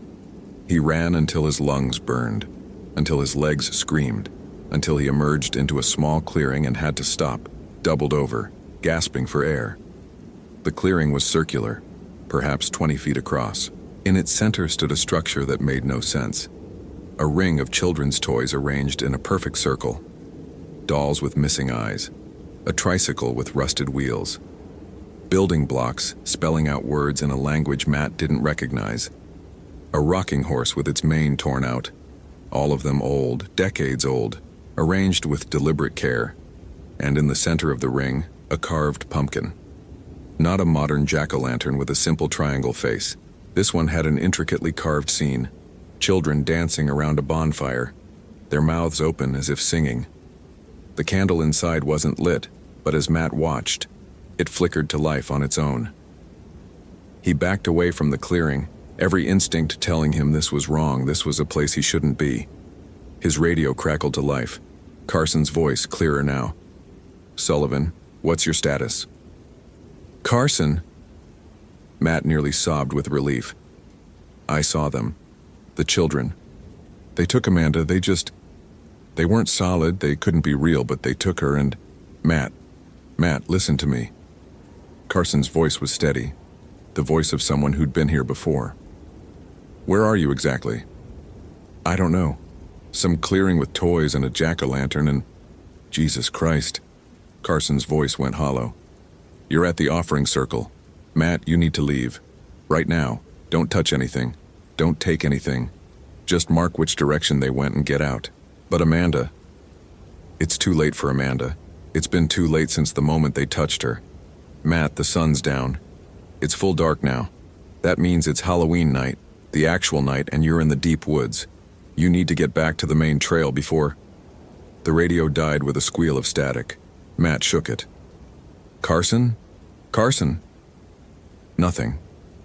He was alone in the clearing, with the impossible pumpkin casting dancing shadows across the ring of decaying toys. And as he stood there, he heard it again. Laughter. Children's laughter coming from all around him. Trick or treat. They sang out in the darkness. Trick or treat. Give us something sweet. Matt ran. He didn't know which direction, didn't care. He just ran, his flashlight beam bouncing crazily, his breath coming in ragged gasps. Behind him, around him, the voices followed. Trick or treat, smell our feet, give us something good to eat. They were playing with him. He could hear it in their voices. Delight, amusement, the joy of a cat with a mouse. His flashlight flickered. The battery shouldn't be dying.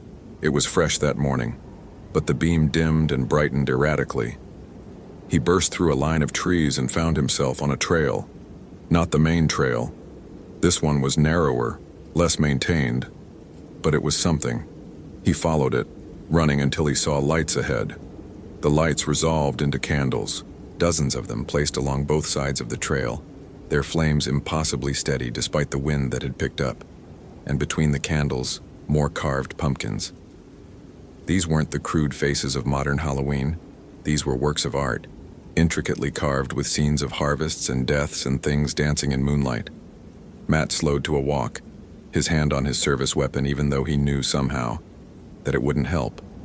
The trail led him to another clearing, this one larger, and in its center sat a house. No, not a house. A structure made of branches and leaves and what looked like bones, all woven together in a parody of a child's playhouse. Windows cut from bark, a door made of interlaced sticks, and spilling from every window, warm golden light. Come in, a child's voice called from inside. The party's started. Everyone's here. Matt took a step toward it, then another, moving against his will. The wooden charm in his pocket suddenly burned hot against his leg, and he stopped. He pulled out the crude figure, the one Carson had given him. In the candlelight, he could see it was bound with red thread, and carved into its surface were symbols he didn't recognize. The wood was warm, almost hot, and as he held it, the pull toward the bone house weakened. "You can't stay out here forever," another voice said from the darkness.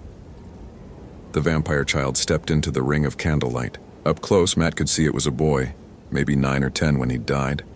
The blood on his cape was real. Old, but real.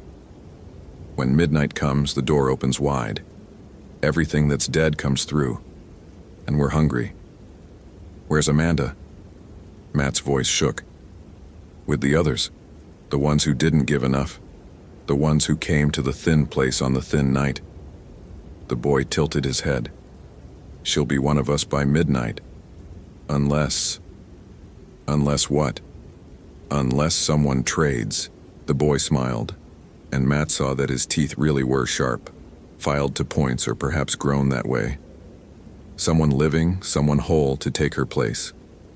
That's always been the rule. A life for a life. That's what Halloween means, you know. Samhain. The time when the dead come back, but they can only stay if someone trades. You're insane. We're dead. The boy shrugged. There's a difference. We died on Halloween, all of us. Different years, different ways. Fell down a well, eaten by an animal, lost in the snow, drowned in the lake, hit by a car. And because we died on the night when the veil is thin, we couldn't move on. We're stuck here, in the between place. But every year, on our night, we get to walk again, to play again, to trick or treat. His smile widened. And we're so very hungry. More children emerged from the darkness. Matt counted 12 now, 15, 20. How many children had died in these woods over the years? How many had been claimed by the thin place on Halloween? They formed a circle around him, cutting off any escape. Each one held their treat bag open, waiting. The vampire boy spoke again. "You have until midnight to decide. Trade yourself for her or let her join us. Either way, we get what we need. That's the trick or treat of it, Ranger Man. You treat us right, or we trick you good." They vanished, all of them, gone in an instant, leaving Matt alone with the candles and the pumpkins and the impossible house of bones. His watch read 9:47 p.m. He had 2 hours and 13 minutes until midnight. Matt ran again, this time with purpose, pulling out his compass. North. He needed to go north to reach the main trail, then east to the station. The compass needle spun lazily, refusing to settle. He shook it, tapped it against his palm. The needle continued its slow rotation. Useless. Of course, he muttered. Nothing worked right here. Not radios, not compasses, not the basic laws of physics. This was the thin place, and on Halloween night, normal rules didn't apply. He had to think. There had to be a way. Carson's words came back to him. The old-timers, the locals, they know. They lock their doors, put out their jack-o'-lanterns, leave offerings on their porches. Offerings. That was the key, wasn't it? The children wanted treats. They wanted acknowledgement, appeasement, respect. That's what Halloween had always been about, giving the dead what they needed to stay peaceful. But what did he have to offer? His pockets were nearly empty.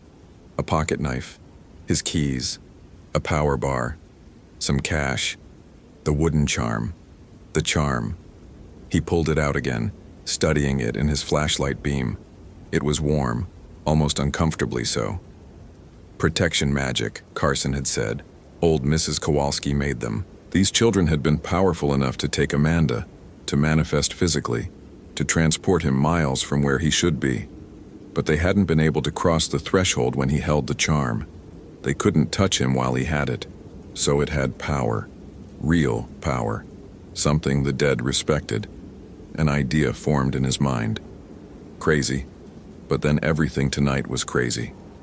He started walking, this time not running. He moved deliberately through the forest and he called out, "I want to make a trade." Silence. Then, from somewhere to his left, a giggle. "I'm listening," the boy's voice. "Not my life for hers, but this." Matt held up the charm. "This has power. You know it does. Protection magic, old magic, the kind that keeps the dead at bay. It's worth more than just one life." More giggling from multiple directions now. They were interested. "What do you want for it?" The girl in the cat mask stepped out from behind a tree. "Amanda, you let her go, unharmed, and I'll give you this.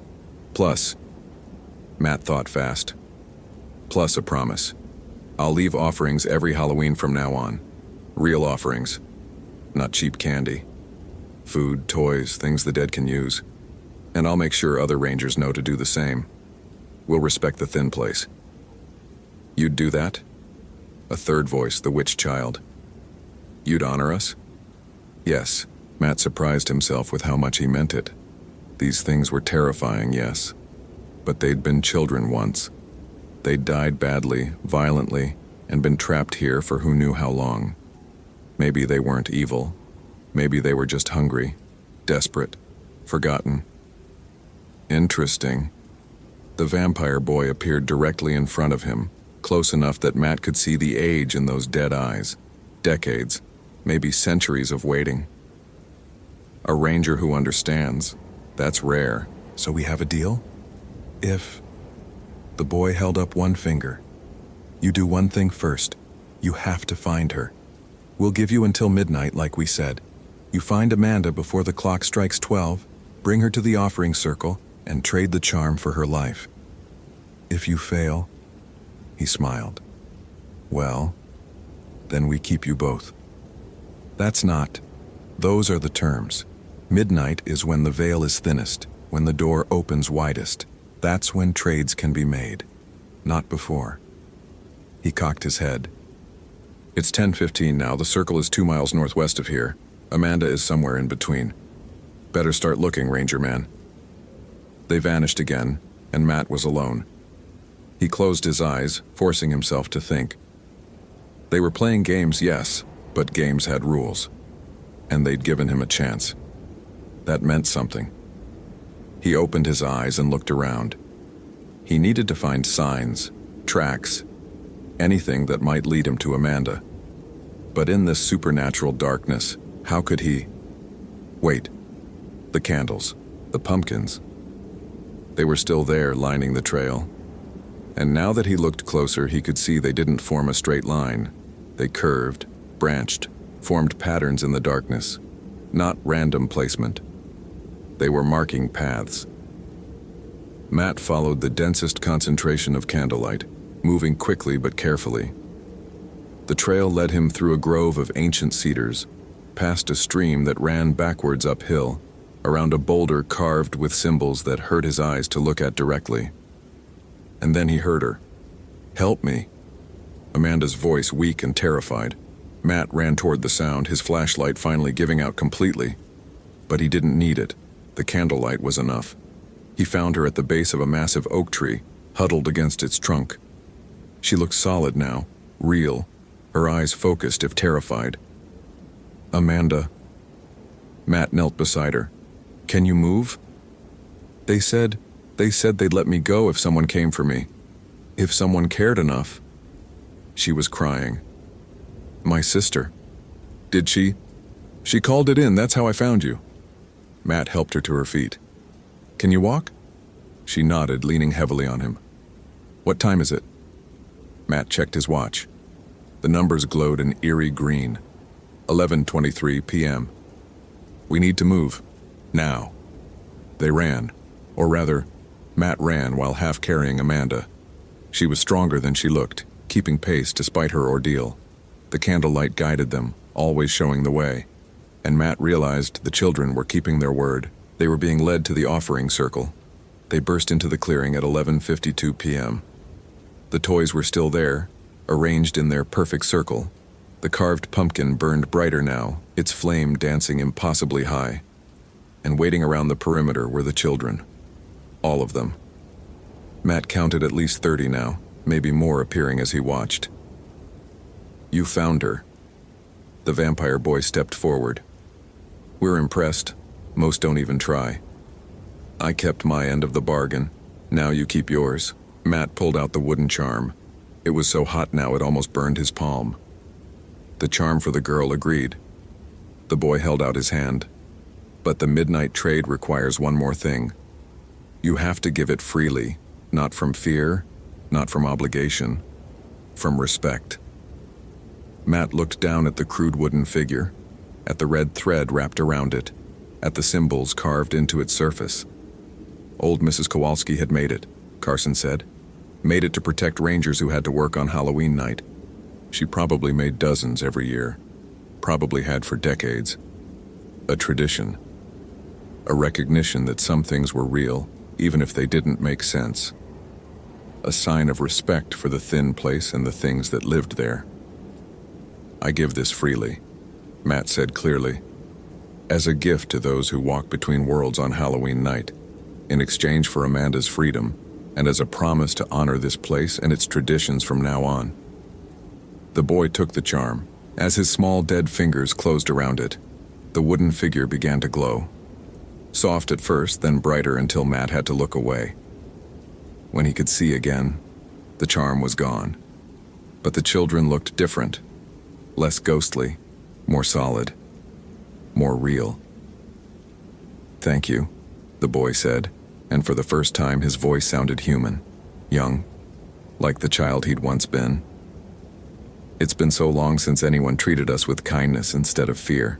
The other children were smiling now, genuine smiles instead of those predatory grins. The girl in the cat mask waved. The witch child did a little curtsy. One by one they began to fade, becoming transparent in the candlelight. "Go," the boy said to Matt and Amanda. "Follow the candles north. They'll take you back to the main trail, and remember your promise." "I will," Matt said. "Happy Halloween, Ranger Man." The boy was almost gone now, just a shadow in the darkness. "May you have many more." Then they were alone. Matt checked his watch as the last of the children vanished. 11:59 p.m. They had 1 minute until midnight. He took Amanda's arm. "Run!" They ran, following the line of candles that appeared before them, marking a clear path through the forest. Behind them, Matt heard a sound like a door opening, a great creaking, groaning noise as if the fabric of reality itself was tearing. The veil was opening for Halloween midnight, and he didn't want to be there when it did. The candles led them forward, faster, faster, and then they burst through a line of trees and onto blessed, normal, graveled trail. The Aurora Ridge Trail, exactly where it should be. Matt's watch ticked over to 12 a.m. November 1st. Halloween was over. They walked the rest of the way back to the trailhead in silence. Amanda seemed to be in shock, moving mechanically but steadily. Matt didn't try to make her talk. There would be time for that later, for reports and explanations and all the things that would come after. Carson was waiting at the parking area, along with 2 other rangers and an ambulance. He took one look at Matt's face and nodded slowly, understanding in his eyes. "You saw them," Carson said. It wasn't a question. "Yeah," Matt replied. "I saw them. And you made it back. We made a deal." Carson studied him for a long moment, then pulled out a fresh wooden charm and pressed it into Matt's hand. "You'll need a new one. Mrs. Kowalski's shop opens at 9. She'll want to hear what happened." As the ambulance took Amanda away, she'd be fine, they said, just dehydrated and in shock. Matt stood in the parking lot and watched the sky lighten with approaching dawn. November 1st, the day after Halloween. The veil was closed again. The dead returned to their realm, the thin place sealed for another year. But he knew they'd be back. Every October 31st, when the door opened and the children walked again, hungry, desperate, trapped between worlds. And true to his word, Matt would be ready for them. With offerings, with respect, with recognition that some things were real even if they didn't make sense. The forest watched him with ancient eyes as the sun rose. Matt felt its attention, felt the awareness of the thin place, and he understood finally what Carson and the locals and Mrs. Kowalski had always known. Some traditions survived because they had to. Some places were different. Some nights were sacred. And on Halloween, in the thin places where the veil wore down, the dead walked. They always had. They always would. The only question was whether the living would have the wisdom to treat them with respect. Matt got in his truck and drove toward town, toward coffee and paperwork and the mundane world of daylight. But in his pocket, where the old charm had been, he felt the phantom warmth of that wooden figure. A reminder, a promise. He would keep it. Every Halloween from now on, he would remember, because in the Olympic National Forest on October 31st, when the sun went down and the children sang their ancient song, trick or treat, someone needed to be there to give them what they wanted, before they took what they needed. I hope this Halloween tale has haunted you appropriately. If you enjoyed this supernatural horror, consider sharing it with fellow horror enthusiasts. What moment terrified you most? The first sighting of the spectral children, the offering circle, or the midnight trade? What do you think really happened when the veil was thin? Happy Halloween.